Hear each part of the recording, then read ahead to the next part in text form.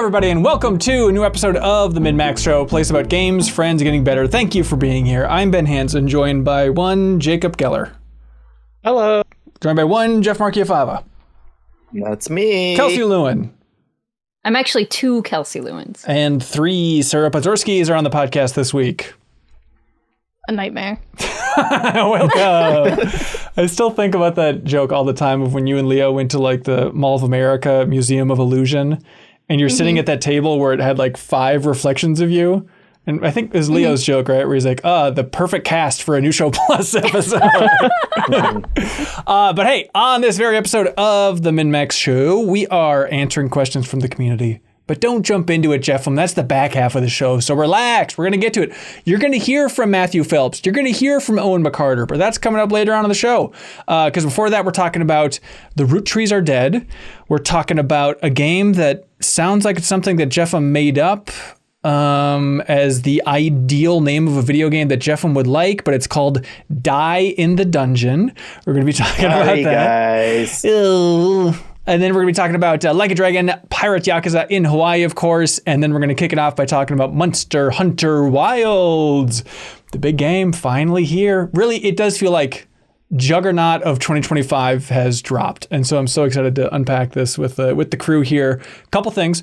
If you're tuning in upset in a blind rage that we're not talking about the Pokemon Presents, all the reveals there, hopefully. We don't know what those are yet. We're recording this before that, but if you want to hear us talk about whatever is revealed in that Pokemon presentation, check out MinnMax's YouTube channel, because we'll have a live reaction stream. We'll unpack it all there. If there's really huge stuff. Take a wild guess? See if you're clairvoyant? I don't, because I think it's always embarrassing to listen to this podcast when they try and make those guesses. But we're going to be so spot on in our analysis. Don't listen to over on last week's YouTube. podcast then. Also, if you're here screaming about Steam Next Fest, don't bother.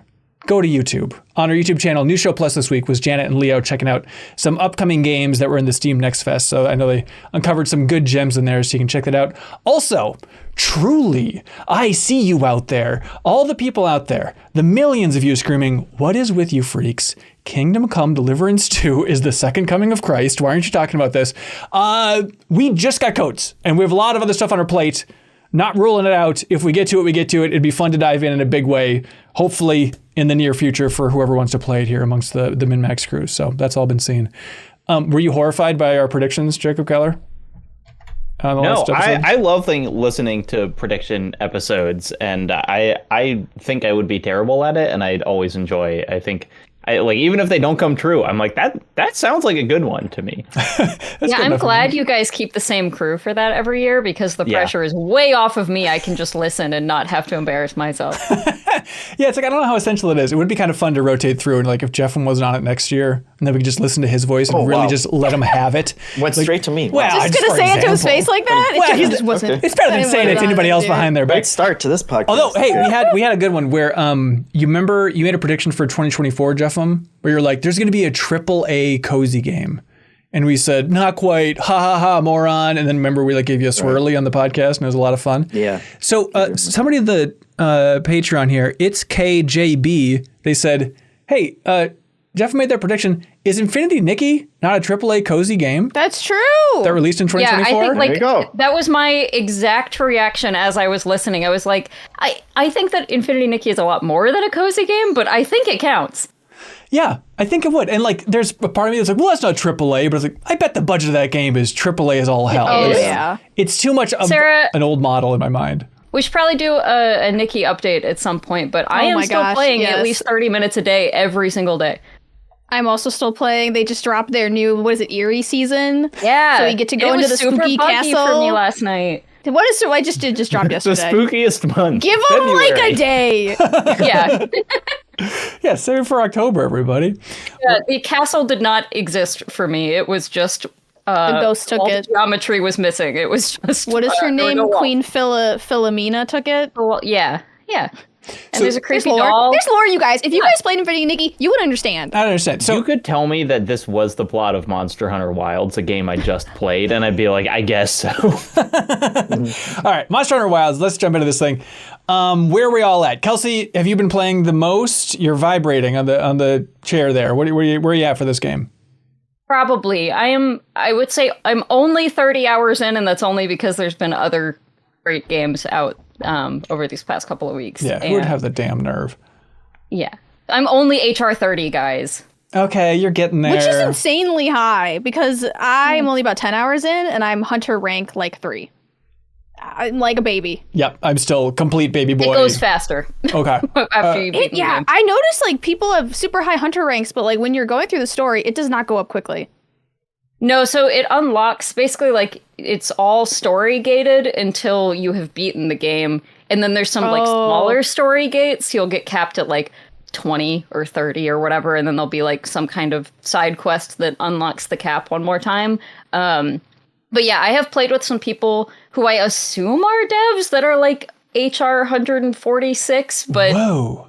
Maybe they're just truly insane people. Whoa, is there any indication? Do they have like Japanese names or something? This is just random matchups?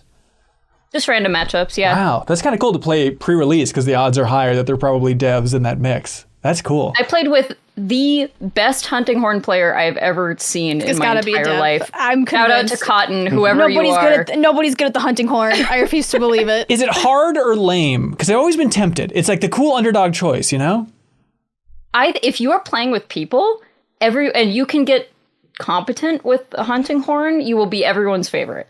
Okay. Yeah, it's like it's not lame at all to anyone you're playing with because it's kind of the only true support weapon. Yeah, I know. There's a part of me, Sarah, that's like, well, I was a bard in that D&D session we did, so I feel like Hunting Horn is the bard of Monster Hunter, you know? Like, it is. Yeah. Jacob, how much have you played of this thing? I've played like... I'm looking now, 16 hours. I have actually rolled credits on it, which we can talk about, but like that's, that means the game has begun for like true Monster Hunter playing. Right. And Jeffem, King of the Monsters. Rawr. I played like 10 hours and then I gave it over to my wife and she's played like 60 hours while I've been watching her do it. What is your wife's taste? I still what a baddie. She's like, this is her first time. And she's had similar feelings to me, which is like, she's obviously enjoying it, frustrated by some things, and kind of still trying to get over the learning curve after like 60 hours. But yeah, so I've seen more than I played, but we kind of have been trading off. So you're playing co-op, just handing the controller back and forth on the couch. Okay. Pretty much, yeah. Interesting. So I assume you've rolled credits then at that point. Yeah. Yep. Okay. Yep. Kelsey, Monster Hunter Wilds, how is it? Yeah, so I think I have nuanced thoughts about it. First of all, obviously, it's great. I love Monster Hunter. It would be hard for them to truly, truly screw this up. I will give you the kind of... So I've been playing since the 3DS ones, since 3U, seriously. That was like the first one I put hundreds of hours into. So I'm more of an old head. I'm not like a PS2 old head, but I'm, more, I think, than anyone else on this panel. And so, but I am not like a lot of other old heads in the sense that like, if it's a little easier, that makes it worse, which is a thing I hear a lot. I think this game is the easiest Monster Hunter. The main story is the easiest main story, and the NPC hunter inclusion makes this game easier. However, I don't actually think it's an amazing jumping off point for someone who's never played a Monster Hunter before, because they don't actually do a great job with the tutorialization in this game. They do worse than they did in Worlds, in my opinion.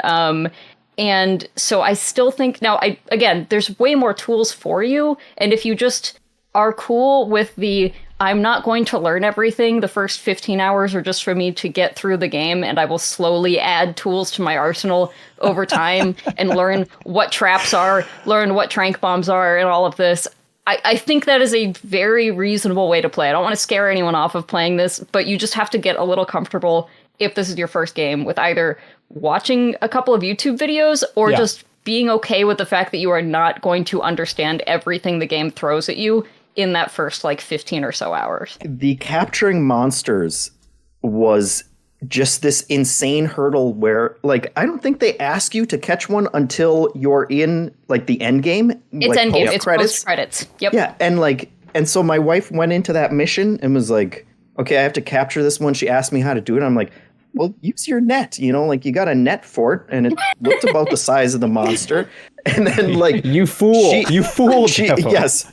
She was stuck on that mission for so long and ended up calling her younger brother, who is like a longtime Monster Hunter player, and was like, oh yeah, you got to use a shock trap and a trank bomb and get it down to where where its heartbeat is like erratic, and was like, there's a heartbeat monitor for these monsters. Like, what the hell is going? Like, that was just not tutorialized at all at that point. And it must be like, they must think if you're still playing after the credits, like you have played Monster Hunter games before. I was messaging Kelsey about exactly this mission 2 days ago because it says, they're like, hey, we gave you trank bombs. And I was just looking through my inventory and the chest, and I was like, where did they give them to me? And Kelsey was like, oh yeah, there's a special pouch on your mount that you can only access on your mount that they never tell you about. And I opened that, and I was like, there's where all the stuff's been going. It was like a bunch of stuff that they'd given me over the game. Oh my God. While on the missions, every once in a while they'll be like, we resupplied your pouch. And what they mean is while you're on the Sacred, while you're on the little bird mount, there is a separate pouch, at least on PS5, it's left on the D-pad,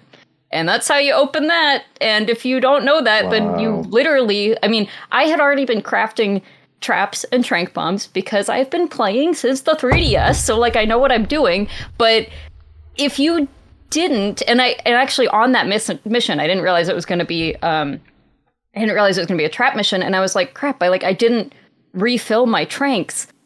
Why would anyone know to have tranks? And then they're like, no, we gave you some. I'm like, okay, but still, like, that's... And then also, in a lot of cases, you need 2 tranks. And I don't think they say that. Nope. You use 2. Nope. They do not. And that was another thing that we had to, look up after many failed attempts at that mission, which she was, like, basically locked into at that point, because that was like just her next mission, and she couldn't figure out how to not continue doing that mission. And it was just like, after 5 hours playing, when my wife asked me how I was enjoying it, I said I was enjoying it, but it was a little more Monster Hunter than I was hoping it was going to be. and it's like, I wish at some point they would sit down and be like, okay, we're making the next one of these. Let's just look at everything again with a fresh slate, right? Especially in terms of like UI. Like, let's not take anything for granted and care. Let's, even if it ends up being the same stuff, let's just like take a good look at it and see if this still makes sense to do it this way. No, because there were so many things that it was just like, man, like I really enjoy going out and hunting monsters, and there have just been so many stumbles along the way of like UI stuff. That's exactly the problem, is that it feels like it is just, everything is built on what came before it and has never been reconsidered. And it's like, that works with, and it's like, we're complaining, should be clear. Hunting a monster in Monster Hunter, including in Monster Hunter Wilds, is about the most fun thing you can do in a video game. Like, it is so good, and it is so good here, and every time I'm doing that, I am having so much fun. But, like, everything, the online infrastructure for this game is some of the most baffling stuff I have ever seen. Like, it is... Jacob, it's simple. Look, you can be hunter friends, and then you can be linked, or you can be environmentally linked, or you can be in a party together, or you can be in a lobby together. And these are all separate things, and it's really very clear. I don't see what your problem is. I was digging through. It's really easy from the menu to figure out how to access all of these different things. Like, you'll get invited on a quest and you try to accept, but you can't accept, and you think that you just left Kelsey to die, but actually you're just too low level to accept the quest, but you still get the pop-up. Oh, no. And you're like panicking because you're like, Kelsey's dying out there to a monster and I can't help her. It just automatically, if you're linked with someone, if you're in a party together in any way, at least as far as I have tested so far, any type of link, if you post a quest, it does like automatically send a thing that says, so-and-so has invited you to this quest, or and of course you can't just go with your like lobby partner on a story quest because that would be too easy. You have to just kind of wait in camp while they watch all the cutscenes and do forced walking sections, and then you're able to join them once they start getting their ass beat by a monster. So I'm trying to think of like similar to World. I think you each had to watch that is, your but own it's just like, why cutscene. would they not make that better? It was a problem. That's it. It's so much legacy stuff. And that's the thing, is there's probably, a bunch of people listening to this where it's like, well, I liked World. I have very fond memories of World in my mind.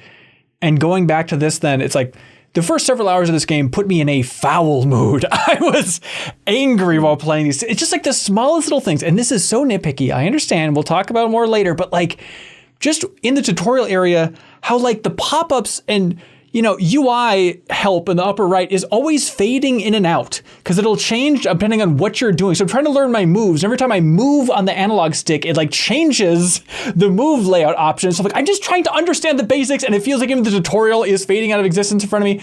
But there's probably a ton of people who loved World and have fond memories of World. And like, is this more complicated than that? I'm trying to remember. It's like I was trying to recall how off-put I was by World at first. It took a while to ease into those waters, I do think it kind of is, though, because the structure of the game is weirder. In that, like, World, you had, like, a base camp that you would go back to, and then you would deploy to different parts of the map. And in this, I kind of kept waiting to get to the base camp, but you have, like, several base camps for each different area of the map, which is in some ways an improvement, but made the whole thing kind of harder to hold in my head. So I think it is kind of more complicated in just like figuring out what to do, because every 2 story missions you're in a different place with like a different camp setup.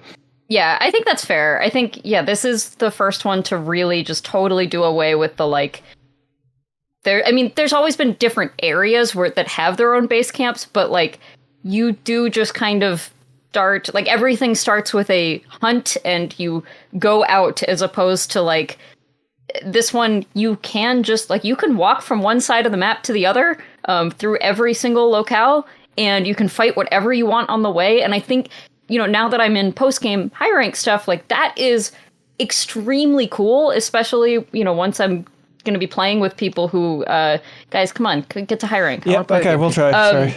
Okay.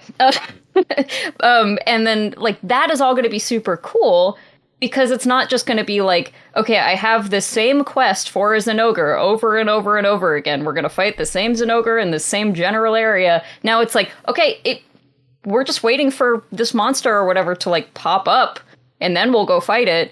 And sometimes it'll be a tempered one, and sometimes it won't be, I think that's really cool. But I do think that, like Jacob said, it is definitely another case, and Monster Hunter just seems to do this every single game. It's another case of like the game starts after it's over. Yeah, it is so funny, like the way it even starts with kind of the big set piece cinematic sequence. And that's like, zooming out, I think this game is so compelling to think of this as the real successor, if you don't count Rise on Switch, I suppose, but the real successor to Capcom's best-selling game of all time. And like, that's just such a fascinating hook for a dork for the game industry. It's like, all right, this publisher, the follow-up to their biggest game of all time, what are they going to do? And so they kick off this game with like the big set piece moment. And then it feels like, from the way you all are talking, it seems like they try and just keep that momentum rolling until the credits, right? Of just kind of like, look, there's a sea of options for you, but we're going to try and streamline it and just kind of get through that. And then we'll kind of unfurl stuff at your own pace after that. But as much as possible, they're trying to keep it with a simplified structure, even if below the iceberg there's a ton more. They just want to keep you moving, right? Until you hit credits. And I think that's why the game feels easier than a normal Monster Hunter, is because they're really just not throwing anything, truly impossible at you or truly difficult, or anything that you would really need to learn some like super cool new tricks in order to beat. I mean, there's all kinds of really cool environmental stuff you can do. There's like the wound system is new to this game, and that definitely makes some stuff easier. Calling in NPC hunters whenever you want, that really makes this game a lot easier, if for no other reason, especially if you play a heavier weapon like mine, then like the monster's not always staring at you. Sometimes it's got its back turned to you because it's focusing on someone else. So, but it's like, even if you just get one or two of those tools down before you beat the game, like you won't have too much trouble getting through it. Like you don't need to have learned everything to get all the way through. And then at least in my, it's tough because I'm trying to put myself in the shoes of someone who doesn't have 1,000+ hours in Monster Hunter games.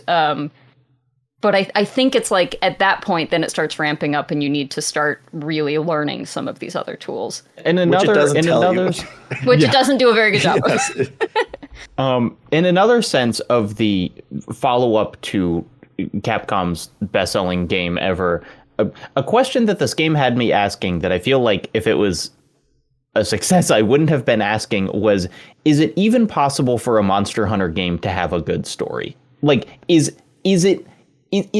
are they capable of making one within the structure of this game that they've created? Because I will tell you, I was fighting so hard to not skip the cutscenes, and Kelsey and I talked about this of like, I am a professional games critic, like I should be looking at these, and it's just like everyone, I was just like, you're giving me nothing, just again and again, just the most nothing every time. Yeah, but this one, the cats talk, the palicos talk, so you're getting nothing with a flavor of cat dialogue on top of that. You have you cat set it on English? You can turn that off? Put it on cat language. Yes! Oh my god, I gotta go back. I gotta fix that immediately. Yes!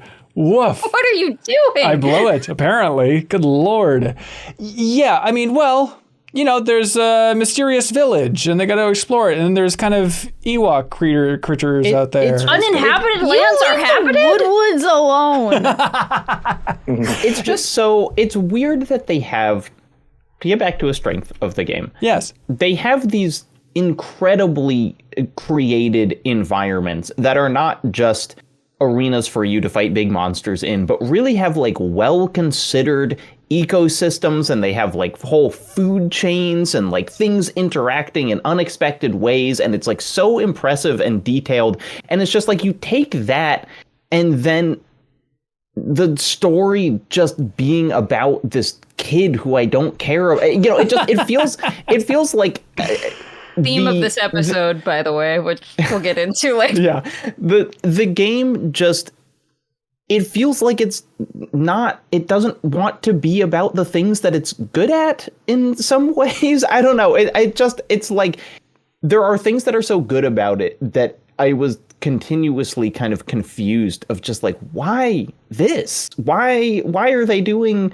this? And then on the other hand, a lot of the things that are good at it seems like it wants you to ignore, because while we talked about how hard this is to get into for a newcomer, they've also made a lot of changes where they're like big parts of the game you just kind of don't have to play, where like your character will now basically auto navigate to the monsters wherever they are. You can turn that off, except in like story sequences, but you can turn that off.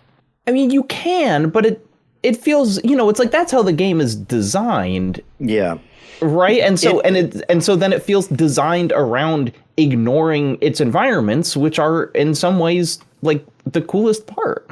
I actually disagree with that, though, because it is a one button press. It is just up on the D-pad to take yourself in or out of autopilot mode.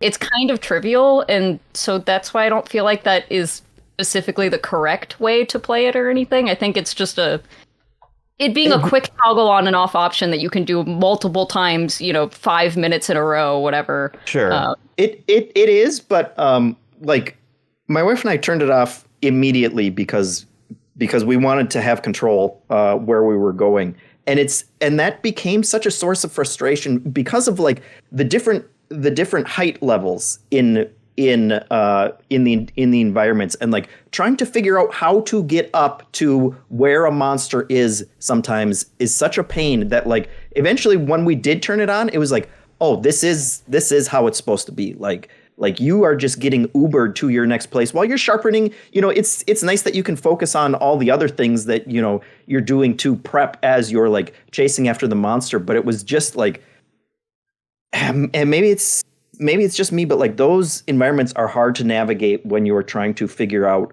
At least you can ride something. In Worlds, you had to walk and run after the monster. So to me, this is so like 1,000 times better than World, where I remember I was just scrambling after monsters. They were flying away mid-battle. I was like trying to find like what layer of the map they were on. So like I'm all for my Uber. Yes, to be clear, like I am happy that it will auto take me to where I'm going. And it's also like when you're trying to figure out how to build trank bombs and you need sleep herbs and there's like one place on the map where they are, like it's super nice that you can go in and set that waypoint and then it just takes you there, while you're watching YouTube guides on what to do with the sleep herbs once you get them and stuff like that. Like I do think it is a system that works well, but there was like again like a learning curve of like my initial instinct was like I'm just going to run everywhere myself, and then it was like I'm having a hard enough time trying to navigate around these environments that it is that like I will happily put it on autopilot to handle that part. So Kelsey, with your seasoned eye and hand-eye coordination, what's elevating Monster Hunter for you when you play this? Where you're like, oh, okay, this is a new level. This is a new level of enjoyment for this thing. I mean, I just think they continue to do a good job of adding new tools for you to fight the monsters. All the weapons have some minor changes to my understanding, at least in terms of different combos and stuff. The wound system for my weapon in particular is very important. And it's dual blades? No, I do charge blade. Charge blade. Okay. But it's kind of like the easiest way to transform my weapon. It can go, there's like a sword and shield combo, then there's a big axe combo that can be charged up, but also you can turn it into kind of like a spinning chainsaw thing when you get off a wound destruction, which is very cool looking and often, gives a brief stun to the monster. So there's a lot of like there's just cool new tools. Like at the end of the day, you're just beating up big things, and it's really fun and really cool to beat up big things, and it's cool that they keep giving you like slightly different ways to do that. So yeah, I mean, I don't think this does anything it's not very often that Monster Hunter does something like crazy different. I mean, this gives you a little chocobo guy to ride around on, which is great, useful. The wound system is another cool thing to, be able to play around with. It also just helps you farm parts a lot easier. By the way, I've not mentioned this. Throughout the entire first part of the story, you will not struggle to make a single weapon, a single set of armor. It's so Everything nice. will be within like 2 kills of the monster, sometimes even 1. It's weird. If you're getting a lot of wound destruction off. So that gets way harder in the post-game stuff. That is more on par with previous monsters, but it's nice to you really can beeline through that story if you want to. So, and it seems like you should. It's like it's how the game is designed. Okay. Also, I like I have not played nearly as many of these as Kelsey, but like the monster designs in this are really, really cool. Like, you go a long time before you even fight like a monster that's appeared in the story before, and like they are throwing things at you that I was kind of like, I didn't think that this type of thing would work in a Monster Hunter format. That there are like, I know exactly which one you're talking about. It's like we've all seen them do. It's like, okay, they've done like a big dragon type thing. They've done like a T-Rex. They've done like a Stegosaurus. Whatever. But like it really feels like they are just flexing it's like they've shown off like their like spider things that are really cool and interesting, and those still feel fairly straightforward versus some of the stuff that they introduce later. And so like it especially towards the end, I did have a lot of like, oh my gosh, I can't believe that I'm like actually fighting this thing, and it has a moveset that feels appropriate for what it is, and yet it still works in the game. Like they are really, really good at making monsters. The final boss made me actually go like, oh, that's great. So cool looking. That's awesome to hear. Sarah, you enjoying it overall? Yeah, no, I love it. I love it so much. I think the cutscenes are incredible, especially with your hunter. Like, I am such a sucker for like a good cutscene with my created character in it. Sure. And you have so many moments where they make you feel like a superhero. You're like, oh my God, like, look at me, I'm doing it in this cutscene. I look so good. It's not gonna look like that when I have to fight the monster though, but we look cool while it lasts. And I feel like the story monsters, I do think they're easier, but they set them up in really interesting ways. So it's like, I think it used to be like, oh, like the story would happen and then they'd be like, go to this location, or they would just throw you into a battle. But in some of them, they have like multiple mini cutscenes while you're fighting a monster. Like you're fighting something, another monster shows up, they clash, you get sucked down like a sand hole. And I'm like, whoa, whoa, whoa, whoa, whoa. Like this didn't happen. Like it wasn't this intense in world. Like I feel like they've definitely tried to up like the cool factor of like fighting these monsters in these locations. I did play the beta a lot, and I did notice that the beta felt a little bit harder than the story. So I did kind of have this feeling like, okay, they definitely have sort of like made the monsters a little bit less intense when you're going through the main story versus like when you fight them on your own in the environment. Yeah. They were a lot easier. Just like the Sacred just changes everything. Just like having that to call upon whenever I need it is such a game changer for me. And I feel like I can actually spend time fighting the monster instead of just running after the monster. Totally. 80% of the time. Yeah. I do think I get hit less because I'm always just on my Sacred, like if I think I'm about to get mowed down. So I wonder if it's going to get any more difficult. I'm not at the end game yet. I'm still in like the mid-range. But yeah, like being able to farm armor without having to hunt a monster 10 times in the beginning is so nice. Being able to upgrade my weapons is so nice. Yeah, I don't know. The menu thing, still kind of crazy. Like, why do you turn off your helmet in the general gameplay settings and not like other settings? Like, it's so... I couldn't figure out. I had to ask Sarah about that because I accidentally removed my helmet and I could not figure out. Like, I don't know how to put it back on. I could not figure out how to cosmetically get my helmet back on. Can I? What system are y'all playing on? I'm playing on PC. PS5 here, but I'm craving a PS5 Pro for the first time. Well, because I will say, I'm playing on PC, and the game is not officially out yet. There might be some other things I don't understand. This game looks bad. Like okay. The textures, it is specifically the texture work. It looks like the textures have not loaded in yet. Yeah. And I'm currently playing on high, and they're for like, you know, general game quality, but like texture specifically. And there is a highest, which includes a texture pack that you download that I haven't been able to download yet because it's not like the game isn't out on Steam. So I don't know how to get that. But like it there's something going on with like the tech here. And this is the first Monster Hunter that has launched day and date on PC with the console ones. Sarah, did you experience this? Because it's weird enough that I'm like, is something wrong with my computer? But I've heard other people saying similar things.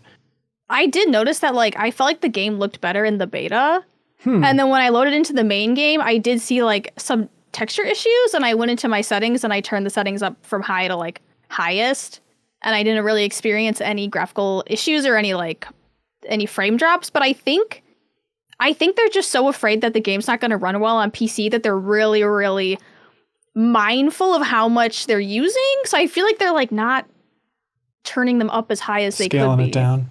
Yeah, but it's like I've messed around with the settings a lot, and I haven't been able to make it look good. And it's weird because one, I haven't been back. My memory is that World looked better just in terms of like the characters.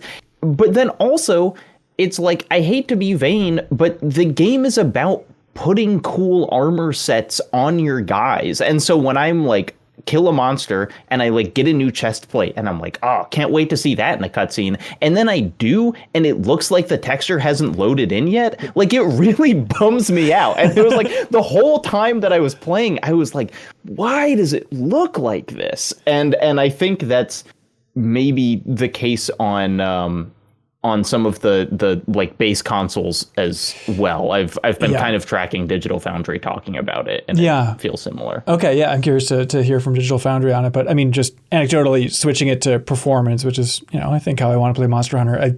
I've had a good handful of moments of like, God, this looks a little rough. And it's normally, again, just kind of like texture, slow to pop in stuff in the background where it's like, God, it's a PS5 in the year 2025. What are we doing? Why is this not just wowing me? Because I remember seeing the demo at SGF, was that just last year? And it's like, it looks so damn good. And so maybe eventually the PC version or the PS5 Pro version can kind of get there again. But at least out of the gate, I've wanted to pop in Monster Hunter World as well. Just be like, I want to have that direct comparison on this TV. I want to see if that game looked as good as I remember it looking. I guess I haven't really noticed anything, but I use a 1080p TV, so maybe it's so old at this point that it's fine on my TV. Looks nice for me, so. Kelsey, you're happy? I haven't noticed. I mean, I have not been wowed by the graphics or anything, but I mean, I haven't noticed anything. I haven't had any like performance issues or any like weird textures or anything. Yeah. I think I'm starting to warm up to the game a lot more, getting in the groove. I was just in a terrible mood starting this game out and playing with the old Insect Glaive, which I beat World with. I'm like, this is... I literally told you not to use the Insect Glaive. I know, Sarah, I remember. We literally told you to not use the Insect Glaive. I know, it was haunting me as I was playing. I'm like, and then I hear ya, and every time I'm a simple man, every time I get overwhelmed by systems, I'm like, why am I choosing the Insect Glaive? This is the wrong weapon for that stupid mentality. But then you do that little pop, you fly around, you land on top. It still feels so good. That little motion and movement feels so good that I'm like, I can handle and the amount of damage you do, 20. Yeah, I know it. But you look so cool doing it. So I swallowed my pride. I swallowed my bowling ball size pride down my throat, and I switched to I just Googled actually, what is easiest weapon in Monster Hunter? And then I switched to light bowgun, and that has been a game changer for my attitude on this game of like, wait a minute. I don't think I like shooting that much in games, but there's an option in Monster Hunter. I can just kind of stay in the mid-range. And you literally, when I told you I was using heavy bowgun, you were like, Sarah, why would you use a gun in Monster Hunter? Yes. Like, go play an FPS game. Right. Go play an FPS game. And then I spat in your face, if I recall, which is tough to do while podcasting remotely. I'm totally on board now, Sarah. Guns, good time in Monster Hunter. Love them. Good time for guns. I did the quiz that Alma gives you at the beginning. She was like, do you want help figuring out what weapon to use? And I was like, yeah, okay. And you answer like 3 questions. And she was like, you should use the Insect Glaive. And I was like, no. Of course not. No! But it is so cool. I started with the sword and shield, and then my wife started with dual blades. And after watching her for like the first couple hours, I was like, I gotta switch. This looks like she's having so much more fun than I am. Dual blades look very cool all the time. Everyone will think you look really cool too. Here's the holy trinity: dual blades, longsword, greatsword. Just 3 swords. You don't need to worry about ammo types. You just hit them hard or fast or like a samurai, and you feel cool the whole time you're doing it. Yeah, all right. Are you all playing together? There kept being fun connection issues when I was trying to jump in there a couple times over the weekend. Kelsey's been playing with me. She played for a little bit with me, but it was like, I didn't realize that she could join. So I would go into a battle, and then all of a sudden it would be like, Kelsey's joining. And I'd be like, no, oh my God, what if she thinks I'm bad at Monster Hunter? And then she just comes in. The monster literally could not stand up. It was like watching, I was just sitting there on my sacred. I was just watching a straight up murder. It was like bam, bam, bam, bam, bam. And the monster's like crying and screaming, and it's blowing up, and I'm just like watching in horror. I think I had a high rank weapon at that point, and you were... I was like, oh my God, it didn't even get to move to a secondary location. It just died. So the cross-platform stuff's working then, right?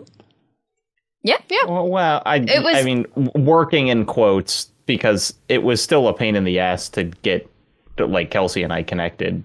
Yeah. Yeah, we had a lot of trouble the first time we were setting all of that up. And then since then, I haven't had as much trouble. It's like I saw when you were playing with Sarah, and I was like, oh, I wonder if I can join. And it's pre-release, but it's like I kept getting error codes. And interesting. So I was not able to join y'all. I wonder if one of us had invited you.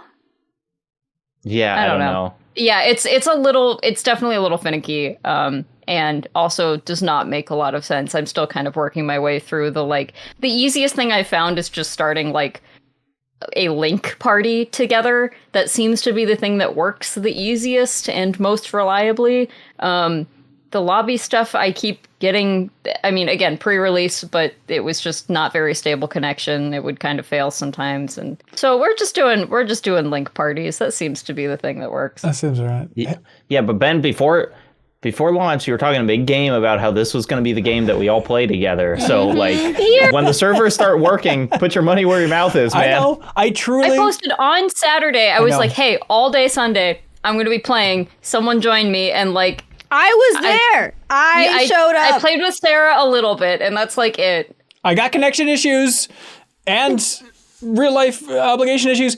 I know. I truly, like, other friends like, dude, we got to play Monster Hunter. I got to play Monster Hunter. I'm like, okay, first of all, my priority list, I need to play with Kelsey because I pinky swore her on the podcast that I would play with her. And then everybody else, if I have time for those freaks, I'll get to them, Kelsey. But no, you better not roll up with the hunting horn. I don't want to see a single toot out of you. Now I'm tempted to switch to the almighty horn. No, don't discourage him. Yeah. Yeah, we need a hunting horn. More hunting horn people. Is it easy? No, and you've been bitchy about the tutorial this entire time. Just learn the horn sound that makes the rest of us stronger. Then you don't have to attack. You can just run around and buff us. Exactly. Just learn healing and attack up and defense up, and you're good. There's probably a Gaijin Hunter video by now on how to use the hunting horn. Okay. Yeah, I mean, Jeff, are you going to play with other people other than your wife? Yeah, at some point. Like, my character has been left in the dust, so I'll have to probably do some training. I'm waiting for the New Show Plus option where next week makes us all play together. Mm-hmm. Go for it. And will that count as the obligation then, Kelsey? Is that the pinky swear, or we need to, in our own free time, also jump in and play? Look, if you don't want to play with me, I do. It's just say so. I just, I don't play a lot of online games with people. It's like, it feels like too much. It's too personal. I hear a lot of. You're saying a lot of words. This is like a generational thing. This is going to be the one. You said this will be the game that we all play together. Show me the tape. Show me one clip where I said, this is the one. This is the game we're all going to play together. Hurrah. The great kumbaya moment has happened for MinnMax. I don't need you guys. I got my own Monster Hunter friends. No, hell. You guys scare her off. Good job. Okay, so is it the tough thing of like, overall, most people are enjoying the game. It's just a super easy one to come up with 1,000 little gripes about, or trying to get an overall feel if we haven't hit it yet. I think that's fair. I love this. I'm going to play a bazillion hours of it. I'm having a great time. I also have some gripes about it, and I've had gripes about every Monster Hunter game since the beginning of time. Like, that's that's what we do. I guess so. And like most of the UI stuff that we complained about, like, if you've played all the Monster Hunter games, you already know this stuff. It's like these are learning, growing pains for the uninitiated. Yeah, or the people who might have forgotten. I just feel like no one does it better than Monster Hunter, right? Like, no other game like makes me feel as cool or as powerful when I'm taking down a monster, and the animations of like my character skittering through the sand, I cannot get over like how good all of the animations are in this game. Like, it's really just like an incredible feat in itself. Yeah. But I don't know where some of the options are in the menu. The best game for friendship, I'll just say. Really great game to play with friends and have a good time with your buddies. Bonding over your friends getting bowled over by terrifying monsters. And Jacob, you're mixed at this point. It just, I don't know. I didn't talk about it as much, but like, I think a lot of the smoothing things, they just like didn't hit in the right place for me. Like, the game is still complicated in ways that I wish it wasn't. And then in some of the ways that I found it more interesting, it's less so in terms of like the auto navigation and whatever. So I'm going to keep playing it, but I absolutely enjoyed my time with World more up until this point. Yeah. Like it had fewer things that frustrated me than this one does. Yeah, right on. But hey, it looks good in that game, Monster Hunter, and they are really into showing it off? Food. all the food. They're like, oh, look at this cheesy bread. We're basically smearing it on the camera. Oh, the steam rising from this pot of stew. The only thing better than that, Jeffem? Factor meals, I'd say. If you are ready to optimize your nutrition this year, they want you to know about Factor meals, everybody. Factor has chef-made gourmet meals that make eating well easy. They're dietitian approved, ready to heat and eat in 2 minutes. Heat and eat, Jeffem? 2 minutes? Now we're talking food.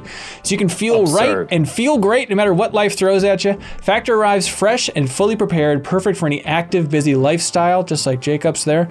You can lose up to 8 pounds in 8 weeks with Factor Keto meals. Interesting. Based on a randomized, controlled clinical trial with Factor Keto, results vary depending on diet and exercise, of course, but they have 40 options across 8 dietary preferences on the menu each week. It's easy to pick meals tailored to your goals. Choose your preferences like Calorie Smart, Protein Plus, or Keto. You can reach your goals this year with ingredients you can trust and convenience that can't be beat. It's, when life is stressing you out, make one thing easy. Just have a reserve of good meals that can be ready in 2 minutes. It is a nice little kind of pull the ripcord moment in life. Like, I don't know what I'm gonna do for lunch. Oh, Factor meals. Okay, these are genuinely great. In 2 minutes, ready to go in the microwave. They are great. I do love them. So you can eat smart with Factor. You can get started at factormeals.com/factorpodcast and use code FACTORPODCAST to get 50% off your first box plus free shipping. That is code FACTORPODCAST at factormeals.com/factorpodcast to get 50% off plus free shipping on your first box. Support Factor. Keep them around. Keep them supporting MinnMax. If you don't want to support us on Patreon, supporting supporters like MinnMax who do pay us is a nice roundabout way. And then you get food instead of vinyls from IMAPE. Look, it's a complicated ecosystem. It's a virtuous cycle. The point is, Factor Meals is your link in the bio if anybody wants to check that out in the description there. Okay. Hanson, do they send a Palico to cook for you? They do, actually. Guaranteed Palico in every box of Factor. You got to open that box in time. Not one that speaks English. It does speak English, but it can only say Factor. And so it's kind of like a Pokemon situation, but it's like really charming. Yeah, okay. It's really charming and cool, though. Everybody loves it.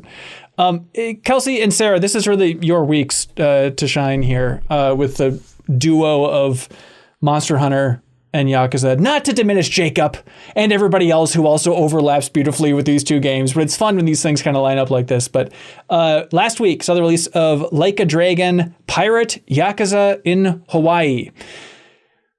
Spin-off?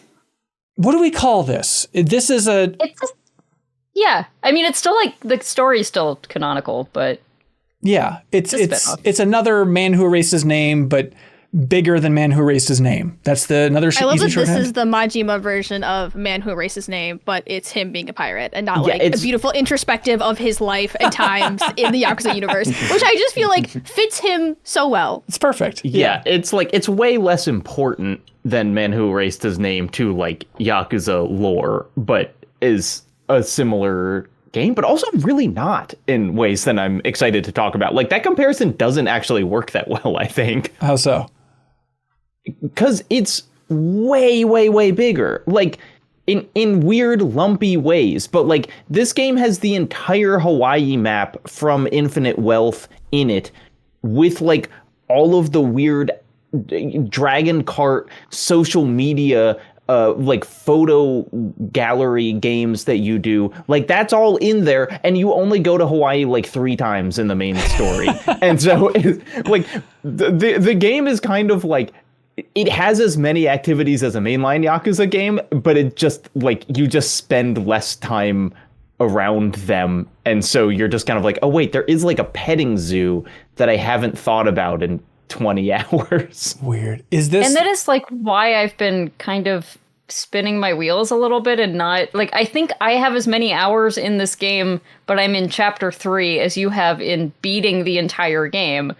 Yeah. Because there's just like, you can just do all the Infinite Wealth stuff you did in Hawaii again and do a ton of side quests out there. And I've just been doing every single side quest and not spending as much time with the mini games. Cause again, like it's just the same stuff from Infinite Wealth, but right. But this is so great for me because I didn't play Infinite Wealth because I do not like the turn-based battle systems. Ooh, interesting. As somebody who's played, I'm a sicko. I don't know what's wrong with me. I don't like the turn-based battle systems. They really slowed the game down for me when it comes to Yakuza games. I liked when it was just punch, punch, smash, smash, smash, and then move on. So I prefer like the old style systems, which is why I'm like, oh my gosh, like I finally get to play in all these places that I didn't go to.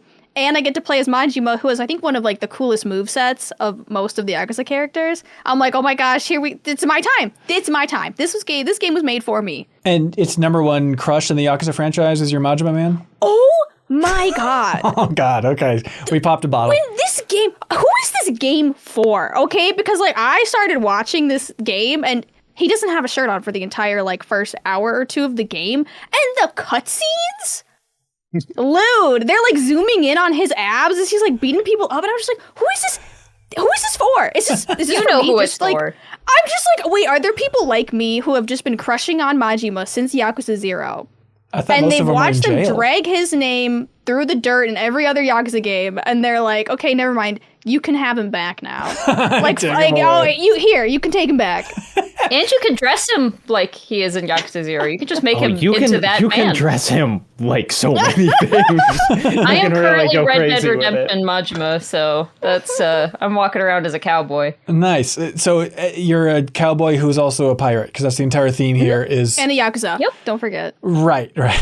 Jeff, were you playing this thing too? I haven't played any more since the last time we talked about it. Okay. But yeah. I mean, is this... I got my pirate ship. Right on. Is about how far I went. Yeah. Have you done any of the naval combat, stuff like that? Yeah, a little bit. I liked it better than that freaking Ubisoft game that came out. The first quadruple A game? Don't say its name. I seriously can't remember what it's Skull and Bones, man. Show some damn respect. Skull and Bones, of course. S&B, as Easy Allies likes to put it. So last week we kind of tried to summarize Jacob and Kelsey's feelings, but Sarah's over the moon about this game. Is that summary? I mean, I don't know, like... I haven't finished it yet, and it's obviously not like a mainline Yakuza game. Right. But I really appreciate them making like Ishin, like these smaller Yakuza experiences that aren't 80 hours. Yeah. And I just feel like it's really healthy for the studio for them to make these. And I can kind of feel like they had fun with it.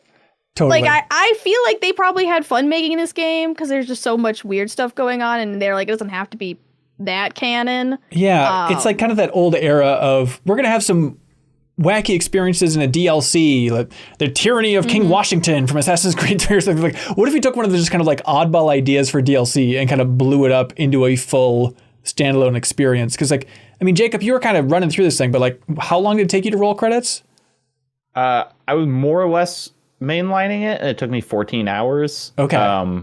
But you could, I have more spend hours much longer than that if you want to do more side stuff. Right. It's I'm like 20 hours in, maybe a tiny bit more. And yeah, I'm still in chapter 3. So, and that's why to me it is, because with Man Who Erased His Name, I was doing just as much side stuff. I was doing like all the side stuff. And I think that was maybe 22 hours with like every single thing done. I mean, there are only 5 chapters. Yeah. Okay.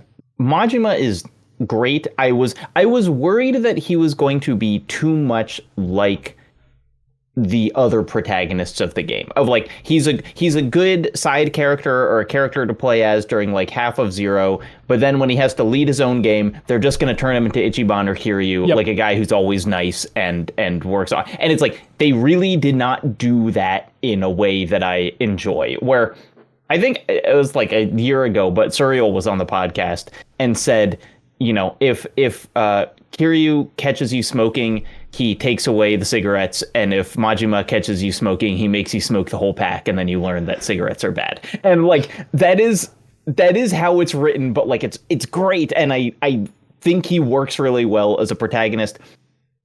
I don't think the game has any other good characters, which is a real bummer, because like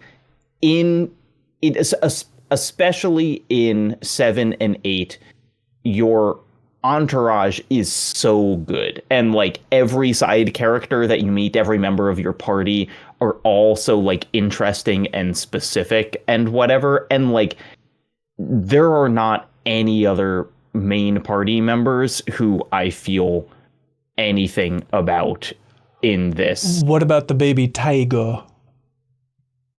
His name is Goro. That's funny. Okay. It is funny that they keep insisting he's a cat to everybody. Everyone's like, why you have a tiger? And everyone's just like, what are you talking about? That's cat.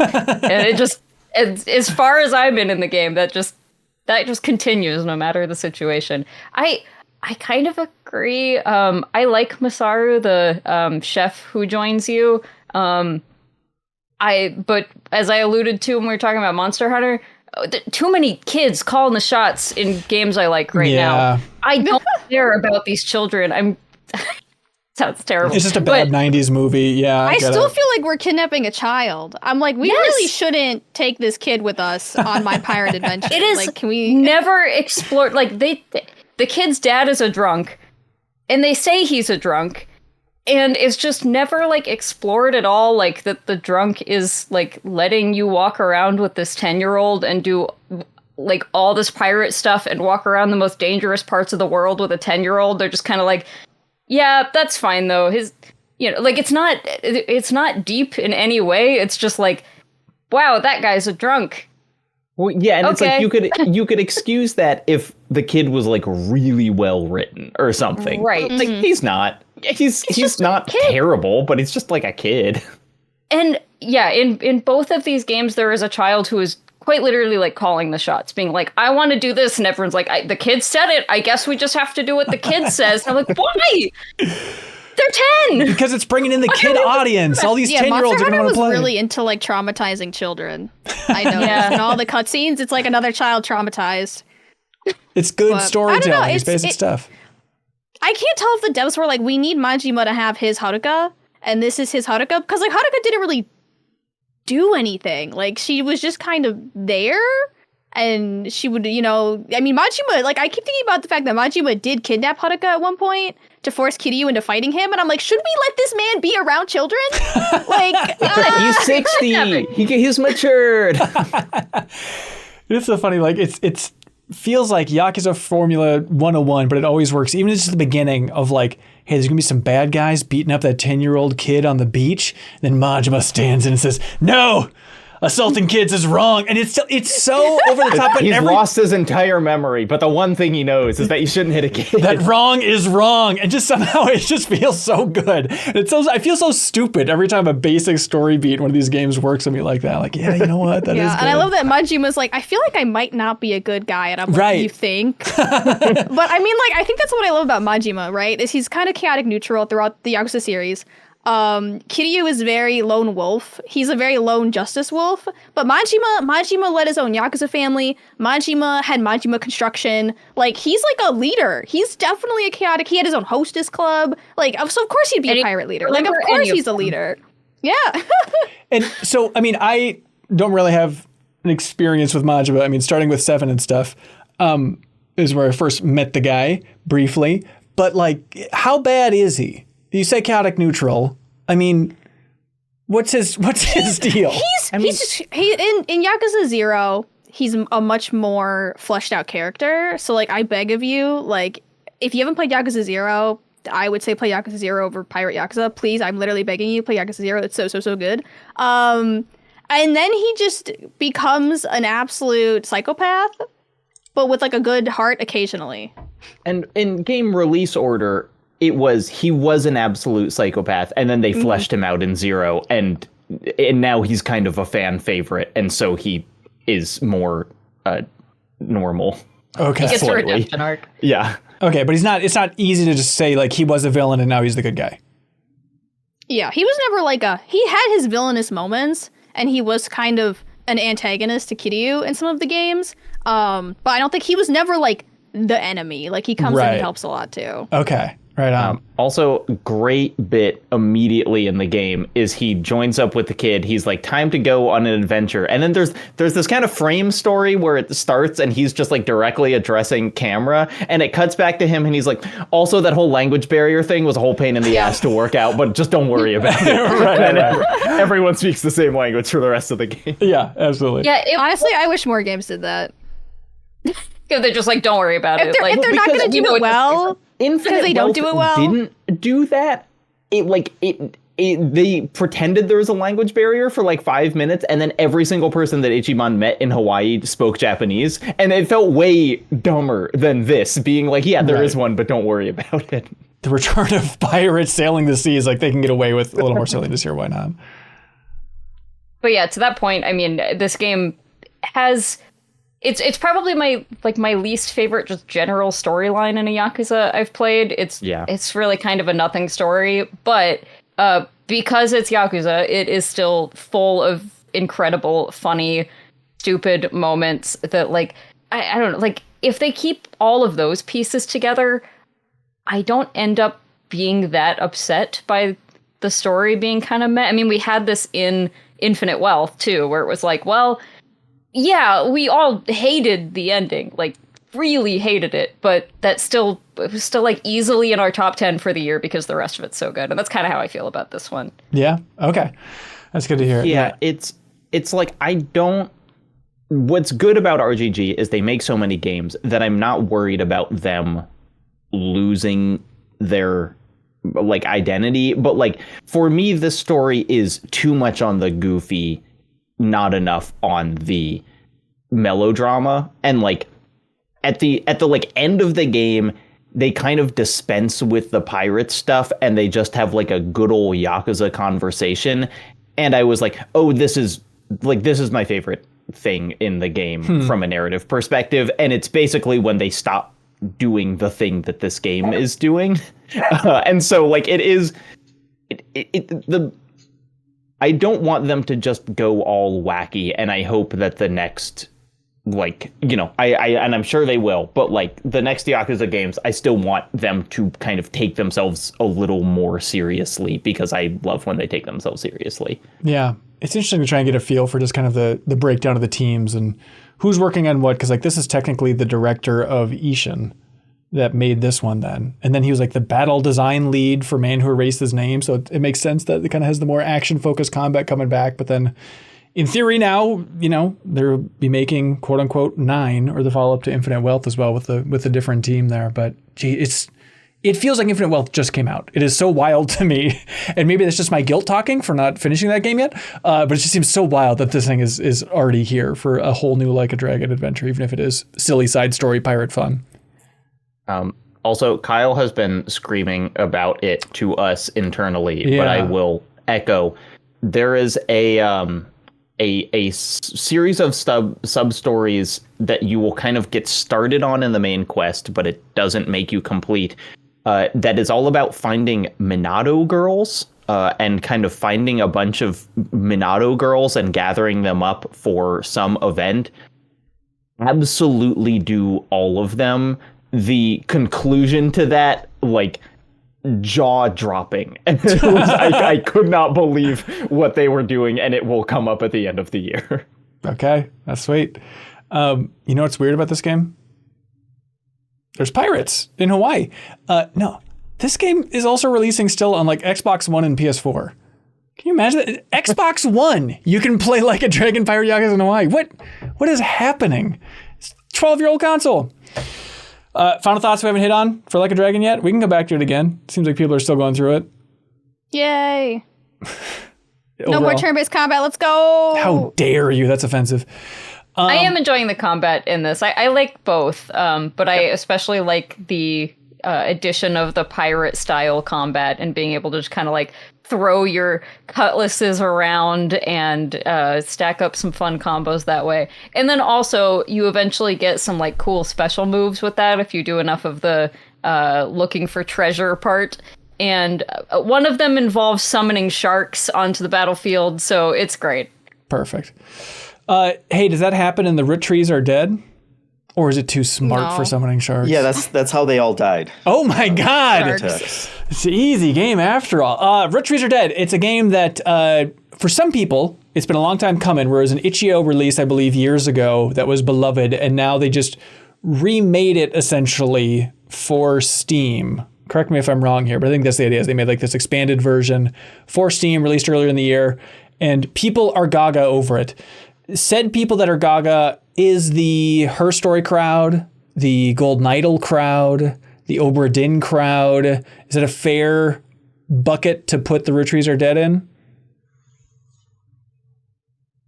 Yeah, like weird alternative style puzzle game, and kind of like partly language. Like this one, I've never played a game like it because you're really just like doing hereditary research for the entire game. Like that is the entire game. And it just knocked my socks off. I was not expecting this to be like the first game of the year that I was like, oh, this is on my top 10 list. There's no question about it. That's awesome. And like I'm interested to hear your thoughts, Sarah, because when Hansen posted the trailer for it and said, was anyone interested? I said, you had me at the like detective board. And Sarah said, you lost me at the detective board, but I'll play it anyway. And it is all detective boarding.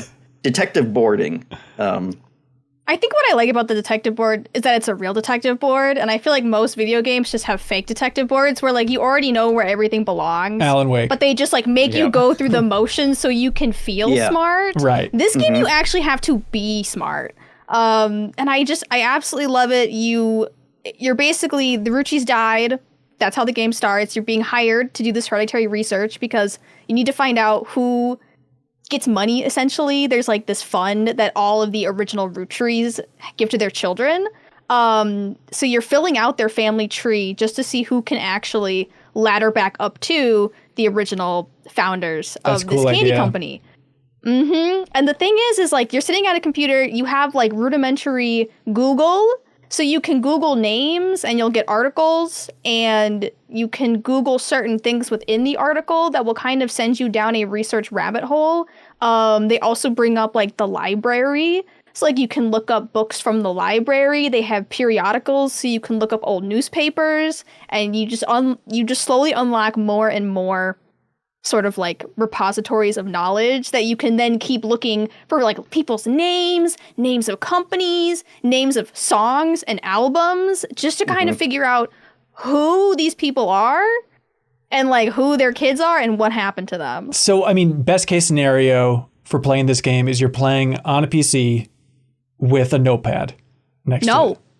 No, you don't. No. You don't need one, my friend, because there's one built in, and anything that you highlight, you can automatically send to your notebook, and it will automatically like make a little note that says like this is what evidence it was from. Interesting. So it handles all that for you. I actually played the entire thing on the Steam Deck, which is not the ideal way to play, but it works well enough. You know, like you do have to like pull out the virtual keyboard to tap stuff through, but it was fine. I basically just like role played it like I don't know how to use a computer, and I was just hunting the entire time as I was looking these characters up.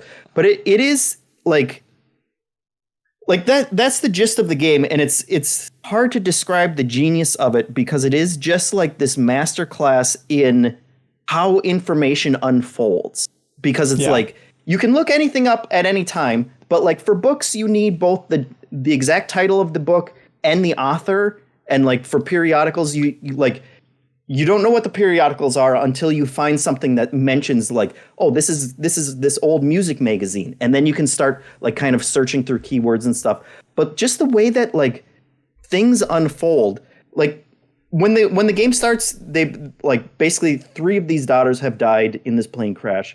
And they kind of tutorialize looking up those 3. And so it's very simple. But after you do that, they're like, okay, you're hired. Here's the entire detective board. There are 50 people that you have to figure out on it, plus all the spouses, which don't really count, but like you can still fill them in. And so like from that point, it's just like, okay, just do the board, and like and every time you get like 3 people completely filled out, you have to figure out their name. Like all the connections are built into the board automatically. So that is like the one saving grace, that like you can figure out like you know what the heredity is, but you have to figure out the name, and you have to figure out what their occupation is, and you have to find a picture for each person that you put up there. And like the way that unfolds is just so masterfully done, because you'll like discover these little pockets. You'll figure out one thing, and that will lead you to like a biography, and then that will have just a ton of information. And every time that I felt like I was completely stumped and I couldn't figure something out, like it forces you to start going back. And there's a clue system that you can use. I ended up not using it, but also when you're looking through your evidence, there will be numbers next to it of like, hey, there's 5 more pieces that you can figure out from this article. So you'll look at it and you'll just be like reading through it and you'll realize like, don't know who this person is. And like that will send you down another rabbit hole. And just the different ways that they figure out to like make a logic puzzle out of it. Right. Because like one of the things that they point out is that when they list, siblings, it always goes from like oldest to youngest.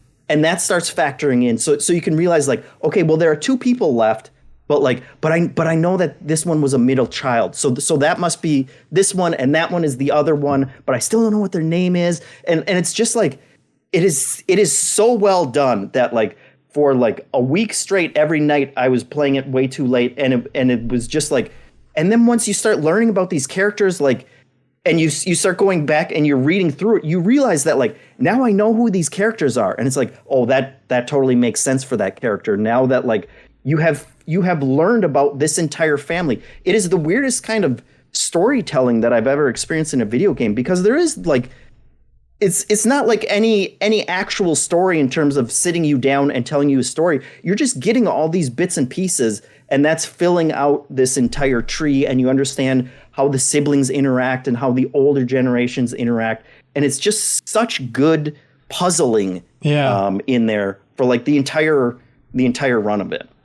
Sarah, are you as hot on it overall as Jeffem? Yeah, I mean, like, I genuinely loved it. It kind of feels like work, but, like, I wish this was my job. Like, I wish my job was just researching on, like, a little fake computer all day. Like, that would just be so much fun. Yeah. I did, like, they have the main family tree, and that's kind of, like, the end of the beginning of the story, but then there's, like, a secondary story. And I was like, I finished the family tree. And then they're like, gotcha, we've extended it by 3 more generations. And I'm like, no, they like there's like a second half and it's all about like affairs, and you're like, I should have known. So you have to like put their affair partners together, and that's even harder because like obviously they've been hidden. So I was just like, oh my god, now I have to deal with their affairs. Yeah, and that like that completely blew my mind because I was not expecting that when it happened. But then that ends up being really cool because it's like, now there's this big, it's not a huge time jump. It might only be like 8 months or something like that. But you start to see some of the old articles or web searches will now have like updated results, and you start learning and some of the people who are involved in the affairs, like you didn't know that much about them. And so it like starts completely repainting how you think about those characters. And it is just so well done for like this one core premise. Like right. they really wrung every kind of like puzzle that you could out of like just the core premise of it. That's sweet. Yeah. The Roottrees Are Dead is the name of that game. It's on Steam for $20. Robin Ward is the developer of that thing. But that's cool. Yeah, it's fun to have one so early in the year that people were like, okay, this is already one of those. Do not miss. The Roottrees Are Dead, everybody. Please do not forget this by the end of the year. Just like a game about digging a hole. Am I right, Jacob Geller? Am I right? I love digging a hole. In general or just in this game? I've been thinking about there is the masculine urge to dig a hole where like I feel like once a year there's some like forum post that's uncovered where this guy's like, yeah, I've been digging this hole in my backyard for like 30 years, and they're like, why? And now it's like and they're like, I've been digging. I saw that Reddit post and it's like, my marriage is in shambles, but all I want to do is dig this tunnel. And people are like what is up with this? Yeah, it is just one of the most like deep-seated lizard brain satisfying things to dig a hole. Do you think, Sarah, you mocked us in the Monday meeting for it. Do you think it's a masculine thing? Do you also have the craving to dig holes? I do not have the urge to dig a hole. Under a lie detector test. Absolutely a masculine thing. What is that? What is masculinity? Oh, you tell me. I know, you're supposed to tell us from the outside. Yeah, so this game really captures it well. Thank you for playing a game about digging a hole, Jacob. I've really been enjoying it, and I was stumped. I've heard other podcasts talk about like, oh, what if I dug out everything in the entire hole? Because it's not that big of a space, but I bet it would take a while. I feel like I ended up doing that because I thought that I hit the bedrock when it was like the lava rocks.